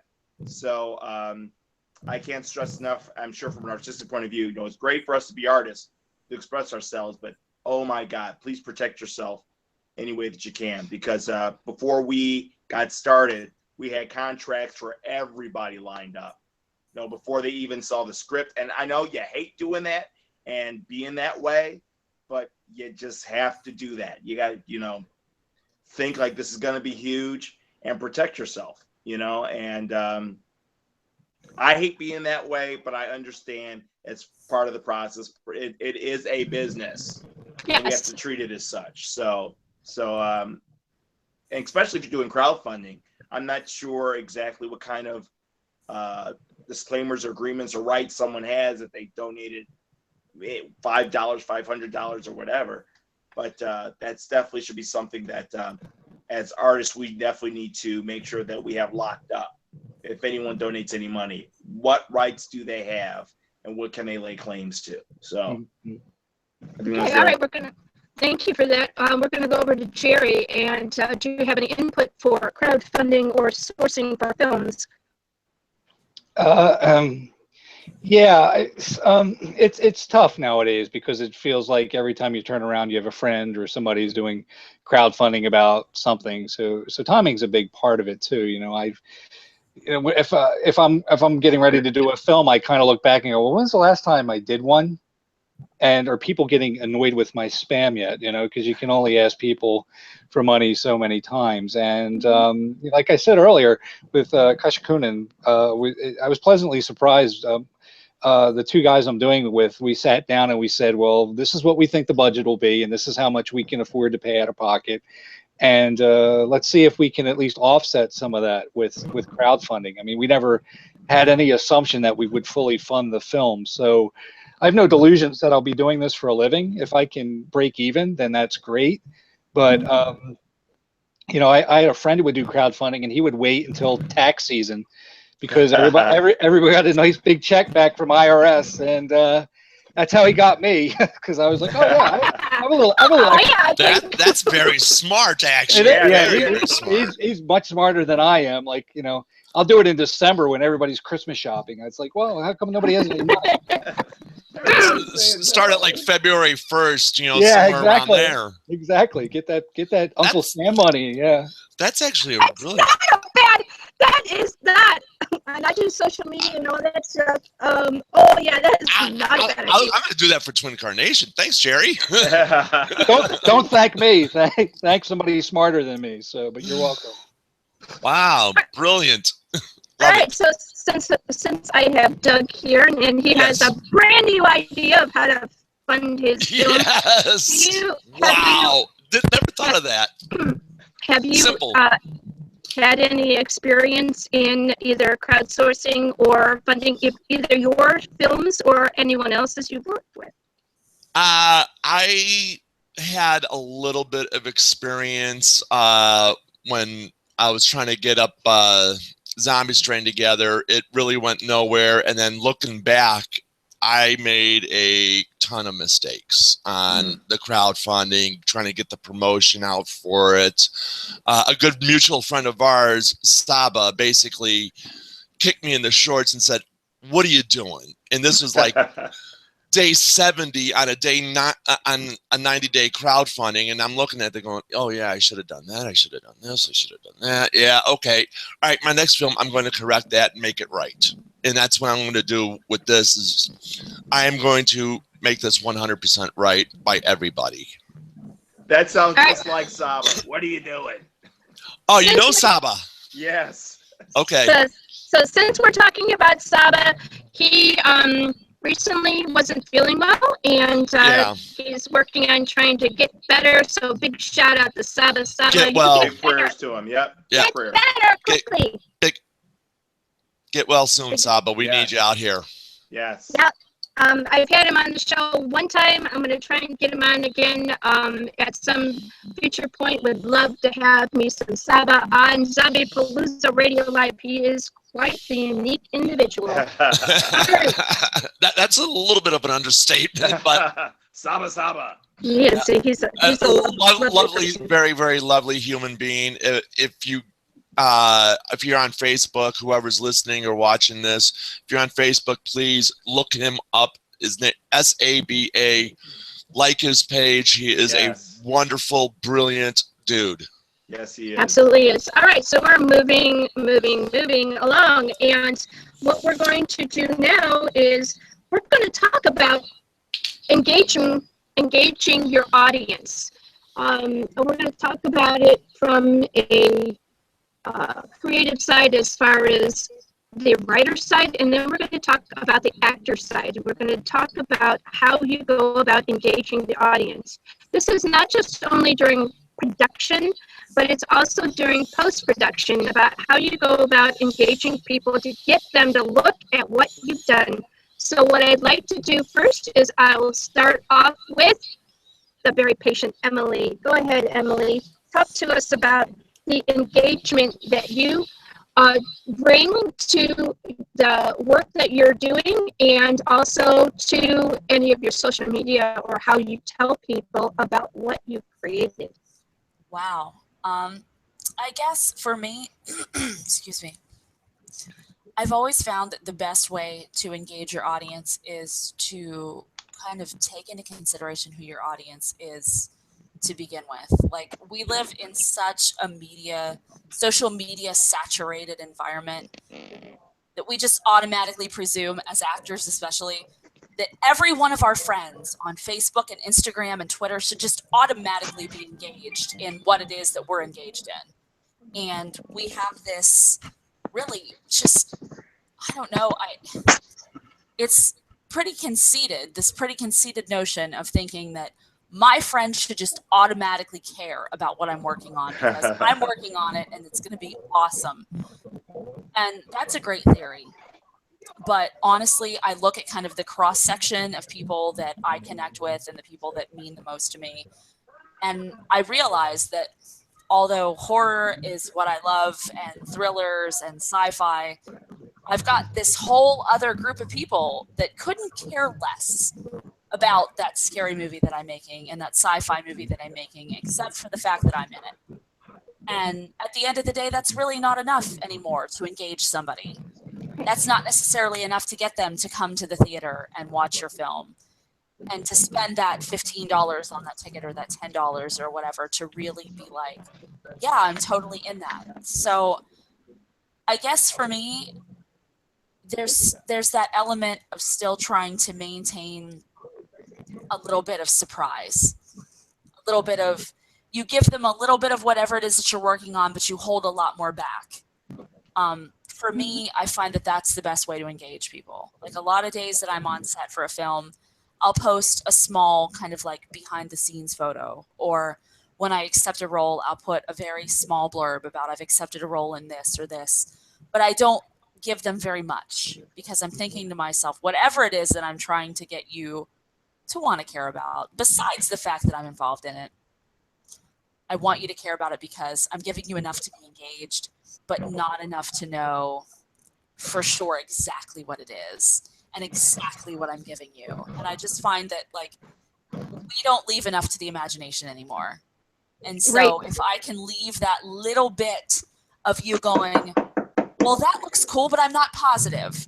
Well, you know what? You're not going to be positive until you come and check it out. You know, maybe it's not cool, but you're going to come and try to figure that out first. And I don't know, that might be a little bit deceptive, but I just feel like maybe that's the best way for me, is to give you a little bit of imagination. It's really important to especially nowadays, to be able to capture a very small essence of what it is that you're interested in, and then allow for the audience, whether it be right up front, participating in exactly what you're doing, or kind of watching it as a voyeur from a computer someplace. It's very much like going to a burlesque show, and you're seeing something up there that is enticing and titillating, but there is not everything up there that your brain is thinking is really going on. It's that personal engagement. I found that working with people with social media, especially from like a artist point, from writing books and things of that sort, it's really important for them to be able to have different kinds of venues for who they are as a creative individual. And a lot of times people are finding that just blogging about their experience is something that draws a lot more attention than would, say, an Instagram post or a Facebook post. The Instagram and the Facebook and the Twitter are basically like these little tiny nuggets of stuff that you're doing, and the blog is more about what you're doing, why you do what you do. And for those people that are very interested in, say, indie film work or acting or whatever it is, those people will engage you more because you're basically preaching to the choir. So I would ask you that when you're doing your social media work, that of course it's a necessary evil, especially when it comes to being able to tell people about indie films, because mainly there's not a really huge budget for that marketing aspect, to be able to do that as you're going along and working on a project. If you try to do it after the project is over, you kind of sort of are going to get a sour reaction, and you're going to be like, what were you thinking? You should have been doing this all along. So that would be a way for you to be able to help yourself in that. I'm going to go over to Phil now, and I'm going to have him either respond to what I just said or to come up with his own resolution to how he handles audience engagement.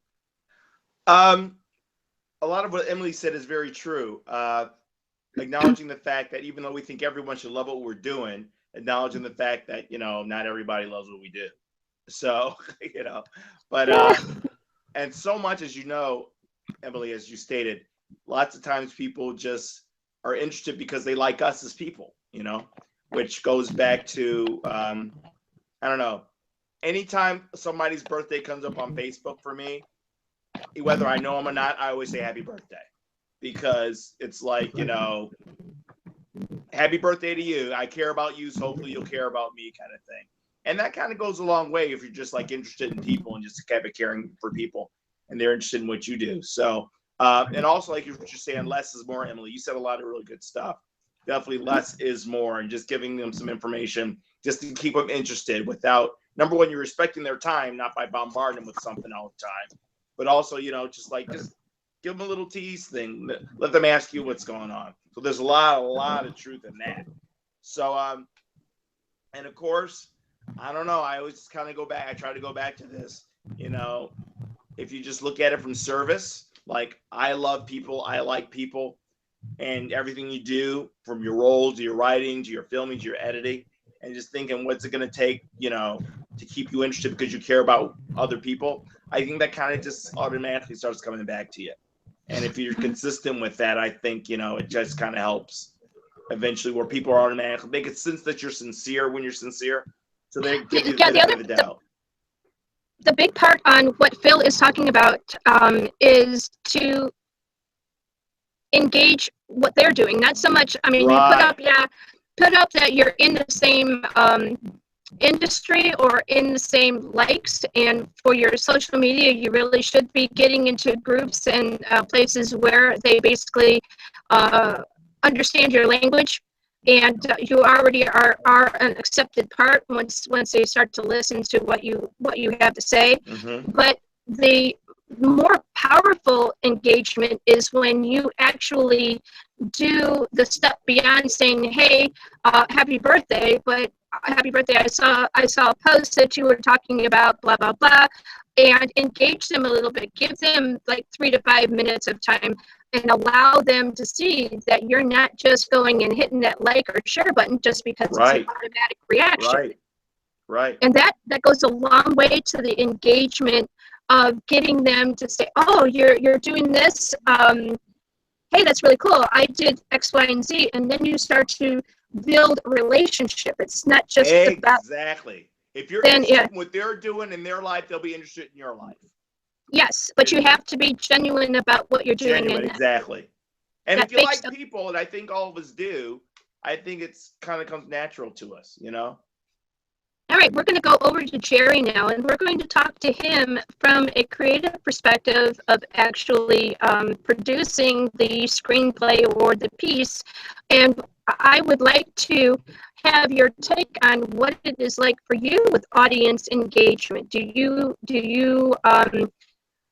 talk with people as you're going and you're creating a piece, or do you kind of like shelter yourself and then maybe talk to them, or how do you handle this whole social engagement? I think we. Okay, I wanted to make sure I wasn't on mute. You know, I think one of the reasons I got into writing is you don't have to be around other people while you do it. So I don't know. I'm kind of an introverted guy. It may not seem that way being on a show like this, but I think the minute you start creating something with the audience in mind, it may seem arrogant. Excuse me. You're probably creating for the wrong reason. You need to create whatever it is you think you need to create. Now, after the fact, sure, then you need to go out and find an audience. And I was a bit naive in the beginning. I thought, well, I'll just submit this thing to film festivals, and it's a fantastic film, and of course it'll play at film festivals. And then after the 12th rejection, you realize, well, maybe it's not as good as I thought it was. But it's quite sobering. It's quite humbling when you can pay $40, $50 a pop to submit a film to a film festival, and you just get a not accepted. So how did you jump into the ability to be able to get your stuff accepted? Because that's a hard lesson to learn. It's a numbers game. You know, it's like sales. You know, you have to make so many calls before you make the sale. But I think, not to be that cynical, I think everything you've said thus far is right. It's really about, what I've learned is it's really about networking and socializing. I mean, here I am. You know, how am I reaching an audience? I'm on this show. How am I on this show? Well, Doug invited me on this show. Now, and you know, so now I'm getting to know all of you, and maybe you'll check out my films. I'll check out yours. Our audiences grow exponentially because of that reason. The people I'm working with on Kashikunan were guys I met at a film festival, and I watched their film, and I said, "Hey, that's really cool." And they said, "Yeah, we liked your film too. Let's go grab a beer." And we just started talking. Right. I said, "Oh, I have a script about a Japanese ghost story." They're like, "We'd like to read that." And I said, "Really? You'd like to read that? Okay, well, here it is." And they said, "We'd really like to make this with you." And I'm like, are you serious? You really want to make this film with me? So, and I've met people who don't have that attitude, which always strikes me as strange. I've met filmmakers who are like, yeah, I'll go there, but what can those people there do for me? And I was like, that's such the wrong attitude. You know, it's in the tri-state area. I mean, it's very localized in here. New Jersey, Pennsylvania, New York. We all kind of get to know each other. And maybe it's a bit incestuous in a way, but then we become like a family. Like I said earlier, like Jeremiah says, you find your tribe. Well, this is my tribe, and we share ideas. We encourage one another. If I do a crowdfunding campaign, maybe they'll chip in or they'll help promote it if they can't chip in, and I'll do the same for them. And then we'll see each other at any local screening or festival, and we'll dig each other's work, and it just goes on from there. And I get to do cool things like this that I never would have gotten a chance to do if I hadn't made a film. And it just on and on it goes. So now, thank you for that. We're going to go over to Doug, and we're going to ask him about audience participation as far as social media and things of that sort, networking for your work. Well, you definitely got to network. I mean, that's not given. But I personally love going to festivals. One of my favorite festival is the Horror Hotel in Ohio. In fact, we're going to do something very unique when we film our movie Twin Carnation, is that we're going to film starting on June 1st. Now, every cast member, all the crew that are coming from out of state are just going to happen to stay at the Clarion Inn in Hudson. Yes! Oh, that's awesome. So, come June 15th, when Horror Hotel starts, we're going to stop production for a full 4 days. And all of us are going to go downstairs. That's great. I got a couple of people already wanting booths for it. Genoveva wants a booth. I talked to Jessica Felice, who may want a booth. I talked to Mel Heflin, who may want a booth. I'm going to talk to Lynn Lowry later. And, I'm just going to see who's going to be interested in, wanting a booth. And I'll be at the end selling the pre-order sales for Twin Carnation. Hey, you want to see every one of these people? Donate to the film. That's great. That's good marketing. Hey, hands down, that's really great stuff. Yeah. And right after the festival, come Monday, we're going to be right back to filming. That's now. Let me tell you about my experience when I first got to the Clarion Hotel in Hudson, Ohio, right? Yes. Yeah. All right, so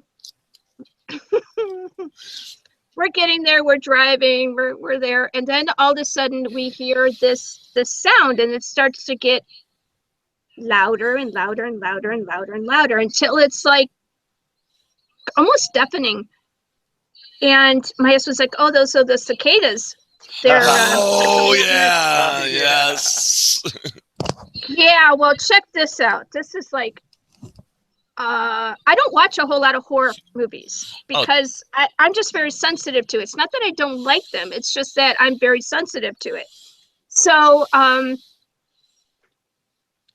looking at my husband now. I have to stay at this place. I've got my son with me, and you know he's pretty all right, but he's 18. He's a teenager, and he's not really, you know, I mean, if I needed protecting, he would probably try to do something, but he's not exactly the big burly type and all that. And I'm kind of like. That's when you need someone like me. I'm 6'8". Yeah, Doug will take care of it. 6'8", 250. Come on, I can't get better than that. So we get into the parking lot of this place. It's foggy. Oh, Jesus. We got the noise from hell in the background. And I get out and I look at this hotel. And I'm like, this looks like it could have Bates Motel out front and it'd be all good. Yes. In this thing. And I'm looking at my husband, and I swear I spent 6 minutes talking with my husband saying, I don't know if I want to do this. This really freaks me out. And I haven't even gotten in the building yet. He goes, because he had to go to work too. So he's dropping me off. He can't stay. And I'm going to be there with my son by myself. And I'm like, I looked at him and I said, these are the kinds of places that are in those B movies you love so much. And you're going to leave me here? You're going to do that. You're going to leave me here. He goes, you're going to be all right. It'll be fine. So I get my stuff and I get out, and I'm like, I open the door, and I mean, it's a nice place inside. Once you're inside, it's like a whole nother world, and it's Right. great. But that outside and that walking in, I'm like, okay, I open the doors. We're walking down this really long hall, and I'm like, where the hell is the front desk? So finally we go down this long hall, we go around, and we have to come back up. So apparently we came in through the backside or something.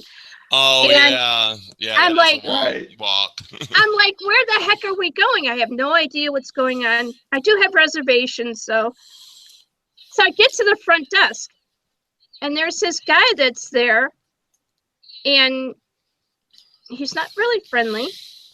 And I'm like, I'm here for the convention, blah, blah, blah. He's like, oh, well, check-in isn't until 4:30.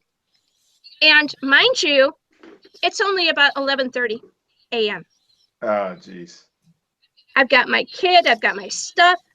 And I'm like, and he goes, well, didn't you know that? And I'm like, the last time I spent time in a hotel was about 6 years ago. And I thought didn't check-in was whenever. Whenever you get there. But that's what I thought. And so I'm like doing this, and he's like, I thought I was going to end up having to hold out in the closet or something like that until it was done, because the restaurant wasn't open or any of this other stuff. And I'm like, what the heck do I do with this? So, yeah, that whole experience, that first 15, 20 minutes of coming there and seeing that and going, what the hell? So I told my husband, I said, this would be a great place to shoot a movie. Yeah. So there you go. But we won't have the cicadas, hopefully, because that was, but every year they have them. Every year. Are you kidding? No. Yeah. It's been twice now. Really? Yeah, it's been twice now that I've heard them, and the year before was actually louder than what you experienced. No. Yeah. I mean, I smoke, so I'm standing outside having a cigarette talking to Ray Zuch and Christina Michelle, the runners of Horror Yes. Hotel. And, it's 10 o'clock at night, 10, whatever. And we actually had to yell a couple of times because the cicadas were just so loud. Yeah, they are loud. So you need to get all of that on tape when you're doing this thing, because the environment, just go outside. Well, we're actually thinking about maybe seeing if we could shoot a scene or two there for our movie. That'll be nice.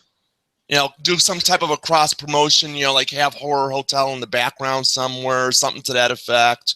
I think that would be a really good idea. They are going to do that there this year. I mean, this coming year, right? Yeah. They'll be there? Oh, yeah. They've been there for 6 years or so, no, 7 years, and the Indie Gathering, which is held in August, has been there for 15, somewhere All around right, there. we're gonna go now. We're gonna switch gears and we're gonna go to the psychological aspects of creating a horror short or full-length film. We're gonna go over to Jerry. We're gonna pick his brain about psychology, especially because his films are, from what I gather, very much based on that element of what is going on in that person's head. Mm-hmm. Yeah. All right, so go. How can I put it? So the psychology of it is generally what is it that in some, well, with Painkiller, for example, what's the psychology of it? The psychology of it, what is it, whatever sort of demons you're trying to exorcise, and do they somehow resonate with the audience that you will end up watching the film? So in the case of Painkiller, as I mentioned earlier, it was very much driven by some of the, pain addiction painkiller addiction I'd gone through, and some of the chronic pain I had, and sorry, I was getting some background noise. I'm trying to yell over it. My apologies. But so one of the things I found most gratifying about Painkiller is a lot of the people who liked it or came up to me and spoke to me about it were people who actually had similar issues. They had chronic pain, and they felt like the film really connected with them on that level. So I think if there's, to some extent, if there's something that affects you psychologically, if you can capture it on paper, a lot of times it's genuine, and it will somehow draw people in, and they'll connect with it. What are the kinds of aspects in a horror creation do you feel need to be there for it to have that kind of an effect on someone? I'm sorry, could you repeat that? I don't think I quite caught that. Maybe it's me. All right. What I would like to know from you is, I guess, what are some of the other elements that need to be felt or seen within a horror piece? Oh, I see what you're saying. Yeah, that's sort of difficult to answer, is it? Because it might be anything that's cliched, right? Well, you need people to feel like a sense of claustrophobia, or they need to somehow feel vulnerable, or they need to have the jump scare. I don't know that there's any formula, and if there is, I don't think necessarily I'd want to follow it. I would hope that whatever happens through the creation process will work. Will it? So with Painkiller, the goal was to make people feel uneasy. It wasn't necessarily to scare them or gross them out, but to actually make them feel a sense of discomfort about what was happening. Whereas with Kashakunin, it's more of a sense of creepiness, right? This uneasy feeling, as opposed to like this really sort of feeling of discomfort. So I don't necessarily think, well, I'm going to hit this emotion, I'm going to hit that emotion, I'm going to pull this card, I'm going to make this thing happen. I think I'll throw a jump scare in here. Maybe I'll have a cat shoot out of a closet or something like that. I don't really think in those terms. I just let the story happen and let the cards fall where they may. That sometimes when I talk to people about how they create a lot, they will talk about using pictures, a storyboard, or they'll have an outline, or they'll have something that's been playing in their head for the longest amount of time, and they'll finally decide that they want to write it out, and this is how it comes out.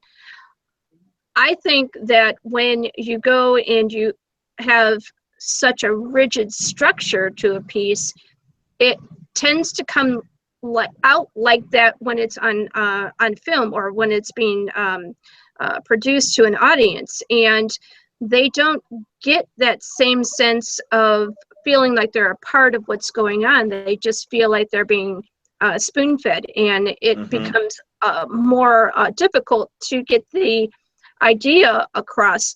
Let's talk a little bit, if you want to, about that, and then I want to talk to folks about the importance of the musical score. No matter how short that piece is, and so I'd like to do that. So go ahead, whomever would like to pick up next. concerning the musical score, if you, on my resume, IMDb, you see like, you know, there's that musical part of actually started off the music prior to getting into films, classical piano lessons as a kid. Of course, being in the inner city, taking classical piano lessons didn't make you the most popular kid on the block. Got beat up lots of times going to school. So, but that's a whole other story. But hey, character building. Music has always been very important to me. So therefore, lots of times I think musically before I think film-wise.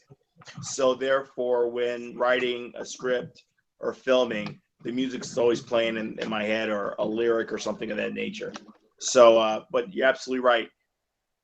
The right track can make it or break it or kill it. You know what I mean? So that's so important. Of course, there's so many things of inspiration, just, you know, because there's so much of soundtrack in our lives. You know what I mean? So many movies that we've seen, and just having a great, you know, source music and things that I need you to go to.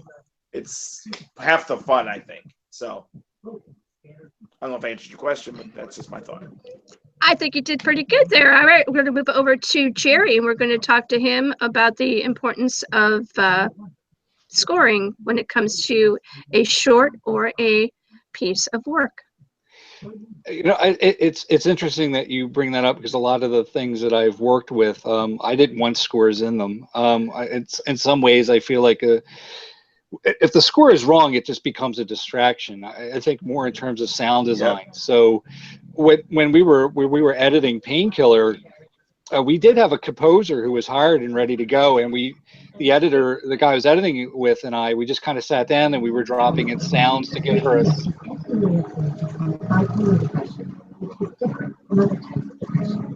Am I the only one? Am I the only one hearing that? No, I'm hearing it too. I don't hear anything, so, but Yeah. You guys blinked out for a minute. So go ahead and continue. Yeah, sorry about that. We just ended up because I wanted in Painkiller to have sort of like this metallic sort of hum in the background. You know what I mean? I didn't want it to sound like a score so much as just this sort of droning, eerie type of sound. And that was meant to just put in a soundscape to give the composer something to work off of. And when we were done, we were like, I kind of like it like this, and we ended up not using the composer. Wow. And it wasn't, and she's a great composer, and I actually felt bad writing that. That's one of the fun things about being the producer, is you get to tell people, yeah, we don't need you. I felt, yeah, because like the director and the editor and I were like, yeah, you know, we probably don't need the composer. And I said, well, who gets to tell her that? And they're like, well, you do. I'm like, great. So, you're the producer, genius. You get to tell her she's not needed anymore. So, how did you tell her? Yeah, how did you tell her? Very carefully. Gently, I told her.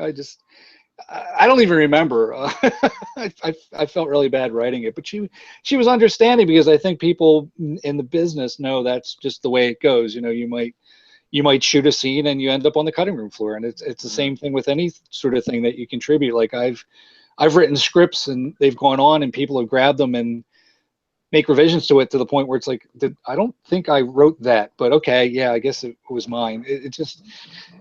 But you know, I guess to get back to the original point in terms of score, it's tricky. It's tricky. You know, with Kashikunin, we have a guy who's actually trying to come up with something that sounds very authentic in Japanese. I don't know if it'll work or not. I'll have to wait and see what he comes up with, because in my mind, the film happens during a storm.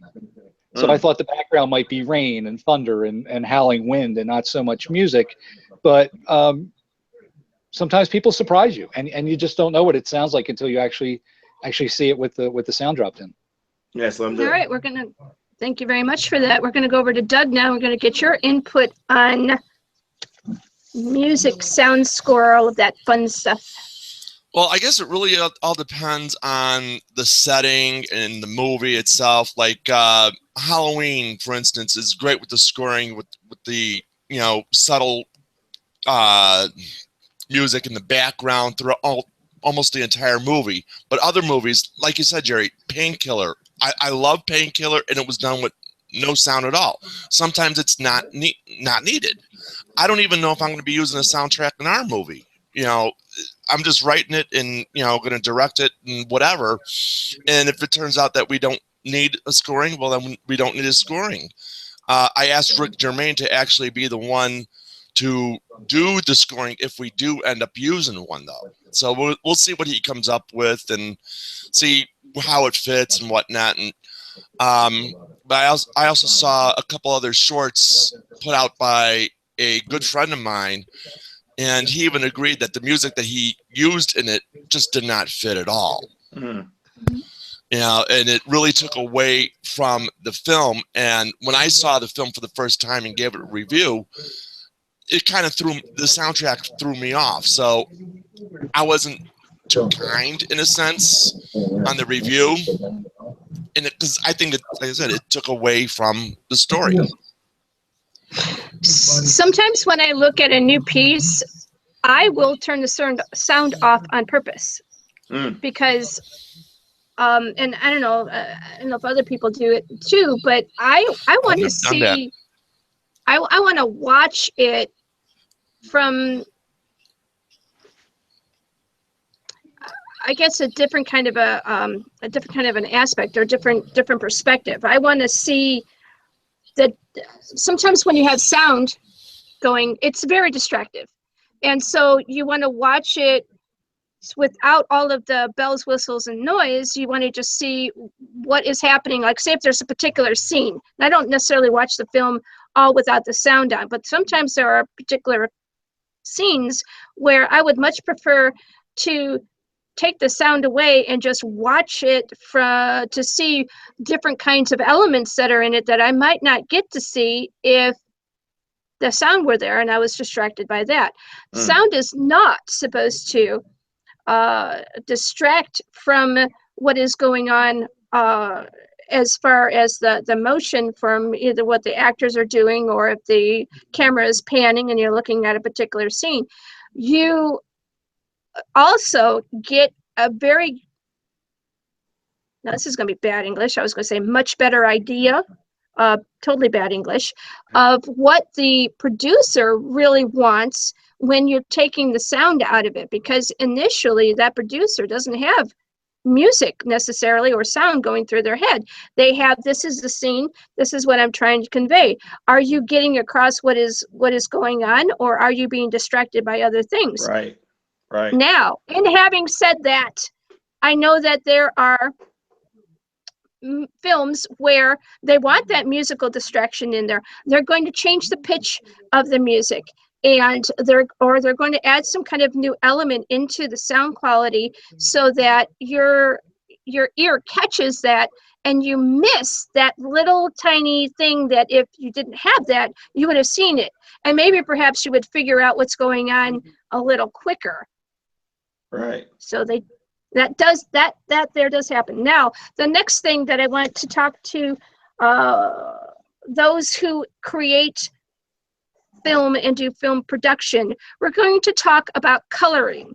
Now, I learned about coloring at Core Hotel, and while I was sitting down on that Saturday night listening to folks as they were talking about each one of their pieces, I know that coloring of film is especially really important in indie film, and it allows for the different kinds of elements that they want to convey, and minus sound, because it's all about color. So I want to I'm going to go over to Phil, and I want to talk to him about how and why he decided to color the film the way he did. Okay. Before we do that, I want to go back to one thing about music and sound real quick. It's really interesting about Swing Low.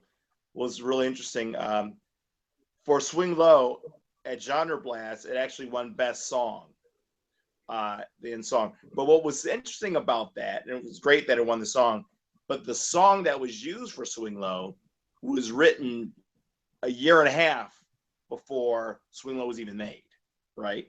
And but the focus of it, the song is called Faces, without giving anything away for the film. And by chance, if anyone's in Michigan, October 15th, it's playing at the Royal Oak Imagine Theater at the Film Festival.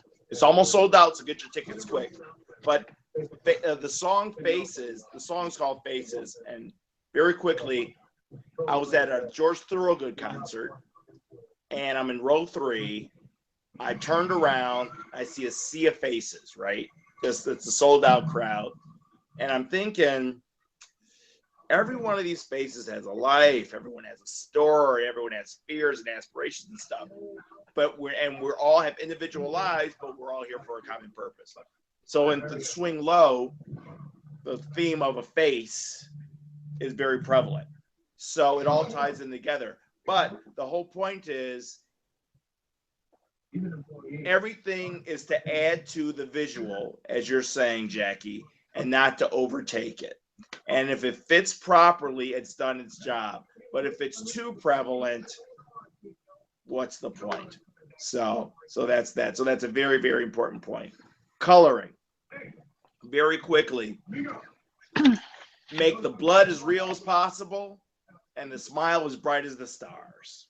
You know, make it as real as possible, obviously. One thing about Swing Low, and I will admit this, the opening shot, I am not happy with the color saturation of the grass. Just so when you see Swing Low, just know that that very opening shot, if I can go back and redo something, that's what I would redo, is just the color saturation and the opening scene.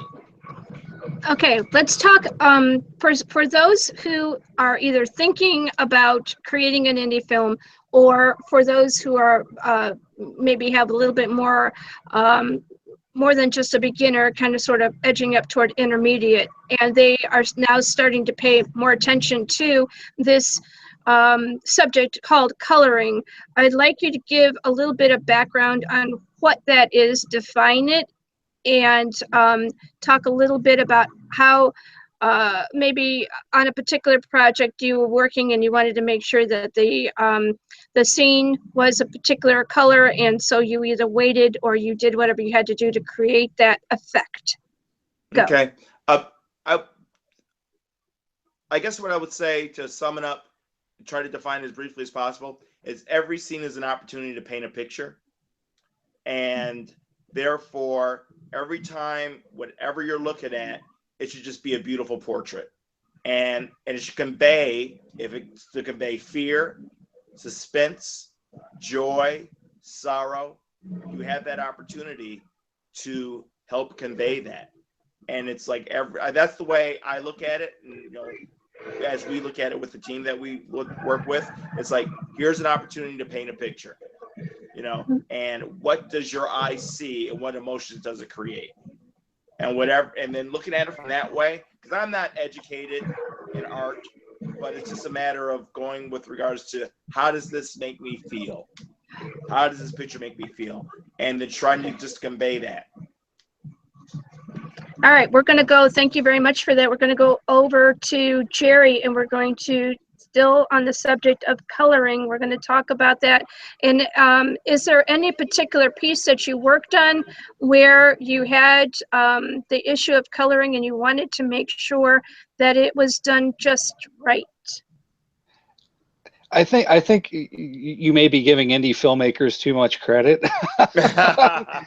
I mean, I was on a film recently where the director said, "Well, what do we need lighting for?" I mean, sometimes you just, yeah, because his previous film was basically. Work with me a little bit here, and yeah. You know. Well, because sometimes the guys are, you know, they're just grabbing a camera and they're making a film. That's what. Why is it so important, though, to make sure that you're not just picking? I mean, hell, anybody can pick up one of these, or one of these camera thingies with the big keys and all of that. Anybody can do that. And they anybody. do. They do. That's part of it. But we're not talking about the crap product. We're talking about people who are actually invested in what they're doing and why it's important to be able to have the film have a particular look. That is what I'm trying to draw out of you. If you don't have anything to say about that, that's cool, and we'll move on. But I really want to get something from you that has some of the essence, and I'm asking you because I believe that there's got to be some experience you've had where you paid attention to the way it looks.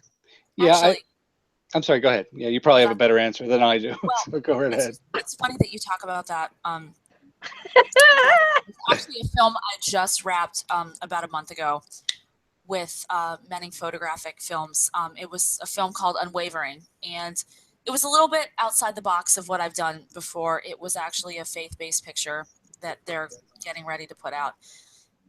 And the interesting thing, without giving away too much, is that when I had first spoken to Josh Menning, who was the writer, producer, director, the mastermind behind everything, was that there was a very important story that he wanted to convey about a girl named Sarah who is held in captivity for a reason we won't go into, with a number of other females. And the entire film basically takes place in two major locales. There's where the women are held in captivity, and there's the flashbacks that Sarah is experiencing of her life outside of this captivity.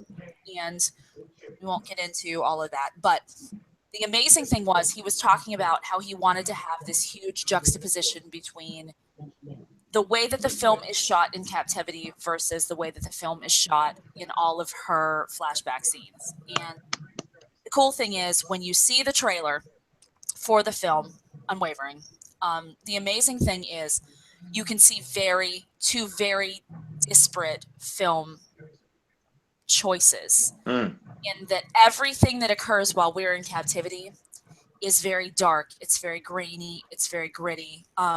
This kind of goes with the guy that Doug was talking about earlier, Jason Klingensmith. He was in the film with me, and we're part of the captivity portion of the film. Everything is very dark, and it's very grainy, and everything is just everything feels very hopeless.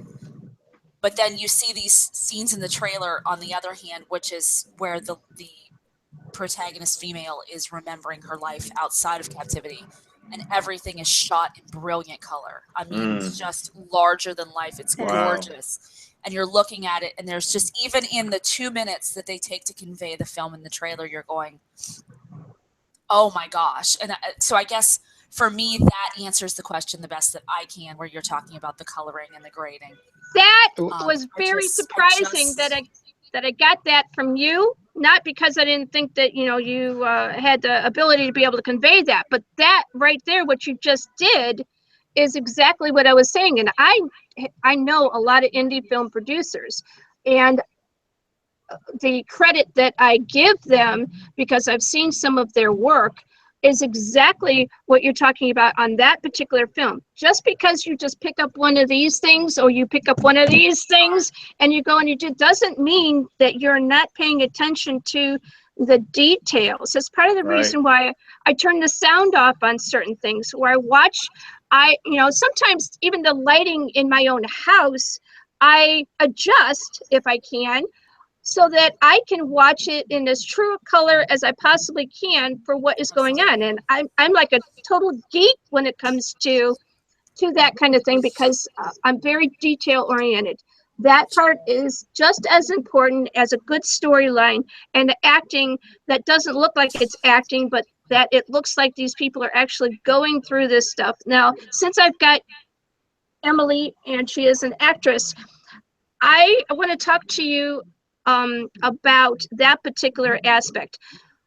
I have a film guy that is local to me, and he's making this film called A Wolf in Sheep's Clothing, and he has him and this other man have worked together on other films, and I got to see a little bit, and I didn't know that before I watched this, but I watched a piece of the raw footage from a particular scene in this film, and I saw it and I looked at it and went, well, okay, that's okay. But then there was this other piece, and it was maybe about 2 minutes long. And you okay? Everything okay? Sorry. You all good? I'm good. I'm good. There's this other piece that I saw that was about 2 minutes long, and it was just them sitting on top of a car on the hood, and they were having a discussion. Both of these people are they're playing detectives. And I looked at that, and I went, let me watch that again. So I watched it. I must have watched it about 4 or 5 times. And I said, that right there, that's not acting. That's doing. That's a real portrayal of these two people that are actually going through this thing, and there's feeling and there's effort and there's all of that. And when I first talked to the guy that was showing me the footage, he goes, well, the sound was better, or the lighting was better, and it was in the dark. It was actually a night scene. And he goes, that was better. I'm like, no. Now he's looking at it from a technical side about how the little pieces parts go into that. But I was talking from a purely looking at these two actors and what they were doing. Do you feel that when you're doing, when you have pieces to do, that you can get into that piece like that deep, or do you still feel like you're acting? I think there are absolutely roles that you connect with more on a personal level than others. Like we were talking about Gretchen's Lock. When I went to audition for Gretchen's Lock, I felt like it was almost unfair to the other auditioners because I felt like I identified with the characters so closely that I was like, you guys don't even have a shot at this against me because this woman is me. And I can slip into this so authentically that you're not going to be able to do this any more authentically than I can. I think that there are always those magic moments with acting where you do go, oh my God, that character is totally me. I do think that there are those other moments, though, with really great actors where they can just find that truth in that moment, even if it isn't so authentically them, that they can find themselves in it. They can go from there. But I definitely do think that there are moments where you just slide into it, whether it's because you identify with it or because there's just some synergy in the moment that definitely does make you connect more with the character than you do with others. Like, I think some of it too has to do with the set conditions, you know? Like sometimes I'm on a set and they're like, okay, you got 5 minutes, let's produce that crying and that this and that and that, and you're like, okay, I need a minute, and you need that moment to get to where you need to go. Whereas you have other moments where the whole day builds up and you could feel it building to that crescendo, and then you get there and you go, oh my gosh, I had that moment to get to that organic spot. You know, like I did. That's what that was. It was like this pure organic kind of moment that may or may not happen again in that piece, and that maybe in that even in that entire film. But if you can get a good amount of those particular sections where they really feel it's raw and it's very deep organic, then you've got a film that can touch other people. And I think that's another part of that psychological aspect that we were talking about earlier. Is it hitting any of the 5 senses? Is it making me want to do something? Yes. And yeah, there's a TV on in the background. Turn it down in there, okay, a little bit. Hang on, I think she might be sleeping. Hold on. That door, you got a question. Go ahead and ask. I hope they're watching Painkiller. That would be nice. Dee, okay. I don't know what they're watching. I actually want to go back to social media and talk to Jerry about, and this probably pertains to Doug too. Would social media help y'all or influence y'all into picking actors? Well, for me, it did.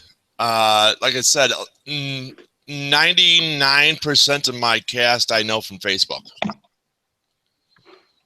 I think the only one that's not a friend of mine on Facebook, well, he is now, but he's actually was going to be in my Zombie Strain movie that I asked him, you know, can you come down to Ohio for just a quick couple of lines or whatever? And he said, yeah. So he's about the only one that's not, a friend of mine from Facebook. All right, we're going to go over to, hang on one second, what the heck are we doing here? We're going to go over to Phil, and we're going to talk about Swing Low, because we didn't get a chance to actually talk a little bit in deep about that. The film Swing Low snagged 6 wins, set on Royal Star Film Fest in Detroit, Michigan, September 22nd, 2016. Swing Low Productions is pleased to announce the official selection of Swing Low, a short film by a first-time Detroit filmmaker, Phil Elam, Elam, Nice, thank nice. you, at the highly anticipated Royal Star Film Festival, October 14th through the 16th, 2016, at the Imagine Theater, 20 North Main Street, Royal Oak, Michigan, 48067. It's a highly acclaimed. Swing Low has won many honors, including TV Pilot Award, and has earned Phil Elam Best Actor in Lead Role. Now Swing Low has been selected by Royal Star leadership team to screen at the Royal Star Film Festival this October. Congratulations. Thank you. What was it like for you to be able to find out that they were going to be doing this very wonderful award? Well, when a Swing Low was first done, I'm sure we could all relate to this, right? When it was first done, we finished our project, we show it around in our various home markets, and lots of times it's rejected. Swing Low was ceremoniously turned down by every film festival in the Detroit area. Some were nice about it, some were not nice about it, but it was just completely rejected at home. And of course, after I came home and cried and thought, well, I think it's pretty good, and then went out to other festivals, and then he got picked up at one, he got picked up at another, and then it started to get nominated, and then it started to win Best Actor, TV Pilot Award, Best Director, and another one, and started to win all these awards. And then exact same film came back around next year, put it into this festival here, and boom, they pick it up and they're excited about it, which is, oh well, better late than never, I guess. But it's one of those things where it's where I'm sure we could all relate to this. You got to do it because you love it, and either they're gonna like you or they're not gonna like you, but you can't do it for appreciation or acceptance. You got to do it because you got to breathe, you got to eat, you got to drink water, you got to do your art. You know what I mean? And when they come along, they come along. It's not being tied to the result. Okay, so anyway, it's so funny. When this festival came around and I submitted it, at first they were going to reject it because there was like a network meeting, and I went there and I kind of met the people, and they said, yeah, I started to watch and I turned it off. Yeah, because, your film's going to cause a riot. There's too many social implications in it. It's like, with everything going on in the country with police shootings and stuff like that, you're going to make everybody pissed and people are going to start tearing down the theater. I'm like, no. Watch the whole thing. And it's about one person making a stand in the face of opposition, taking up for somebody who can't speak for himself. That's what the movie's about positive change and standing up for the person that can't stand up for themselves. And any one person at any one moment can make a change for somebody else. That's what the movie's about. It's a horror genre thing. And so then they went back and they watched it like, you know what? Okay, we'll accept it. We see what you're talking about. So really excited by it. So. All right, I'm going to give a little bit of a rundown as to your blurb for what Swing Low is. Swing Low takes place in the days prior to the Civil War and follows a resilient life of an extraordinary slave named Samuel. When plantation owner Thompson sets out on the mission of murder, a ride of supernatural terror ensues, and that tips the scale of justice towards the realm of revenge. Swing Low shows us, Phil proclaims, that any one person at any one moment can make a stand for those whom justice has been denied. Despite such hardships, limitation, and suppression, Swing Low explores the lengths one will go in order to ensure that justice is achieved even after death. I don't see one stitch of problem with a film like that. As a matter of fact, I would welcome a film like that. Thank you. Well, they finally accepted it too, and I'm glad that they did. And I'll tell you this one story. The way the films came about, I'm with my partner. We're riding our bike through this upscale neighborhood in Detroit suburbs called Pleasant Ridge. And the first line, it hit me like a ton of bricks. We're riding through this upscale neighborhood. It's a nice summer day. We're on our bikes. And it's, you know, it takes place prior to the Civil War. And the first line was, "Time to hang us up." The N-word, right? And I shouted it out on the streets. And everyone, it just hit me, right? And like, people fell off their bikes. What are you doing? And I'll tell you, it was like deliverance. The story just came to me. Boom, boom, boom, boom, boom, boom, boom. I'm sitting on the side, on the curb. I'm like, oh my God, there's going to be Bart, there's going to be Cooter, there's going to be this guy, there's going to be that guy, and this is going to happen, blah, blah, blah, blah, blah, blah, blah, blah, blah. And it just came flooding in like that, right? Lines are coming in. Came home. I was in the house on a Friday. I sat down at the computer. The first draft was done Sunday morning. It just poured right out. And, but the bottom line is with regards to the film, even though it's sold in genre format, horror genre format, it is truly about standing up for somebody else and always being true to who you are and knowing that one person can make a difference. So what's really interesting too is this is a period piece, and I'll say this and I'll be done. You know, I'm not a fan of the N-word. I'm not a fan of that word. And I tried to write it without using that word, but I couldn't. And you need it in the film. Because that was the way they spoke in that time period. And I also think because it's told in the past, it's easier to take. And the lessons are easier to be understood. Well, you know what? They have, there is this thing where history is being scrubbed by a lot of textbooks, yeah, a lot of people's viewpoint. And to bring this up a little bit current into contemporary, what the hell? There was this lady who was on this particular politician's staff, and she made the statement that oppression and racism was not around at all in anything until the presidency of Barack Obama came about. Oh my God, are you serious? Wow. It's on my page. You want to go look. I'm not mentioning the person who was the political whatever the hell and all that, because that's not worth the time of day. Right. But I'm sorry, Dee Dee? I said apparently she didn't go to history class. Yeah. Apparently she did not go to history class. You're right. And your sounds are still crunching, so you might want to do the come out and in and whatever you got to do.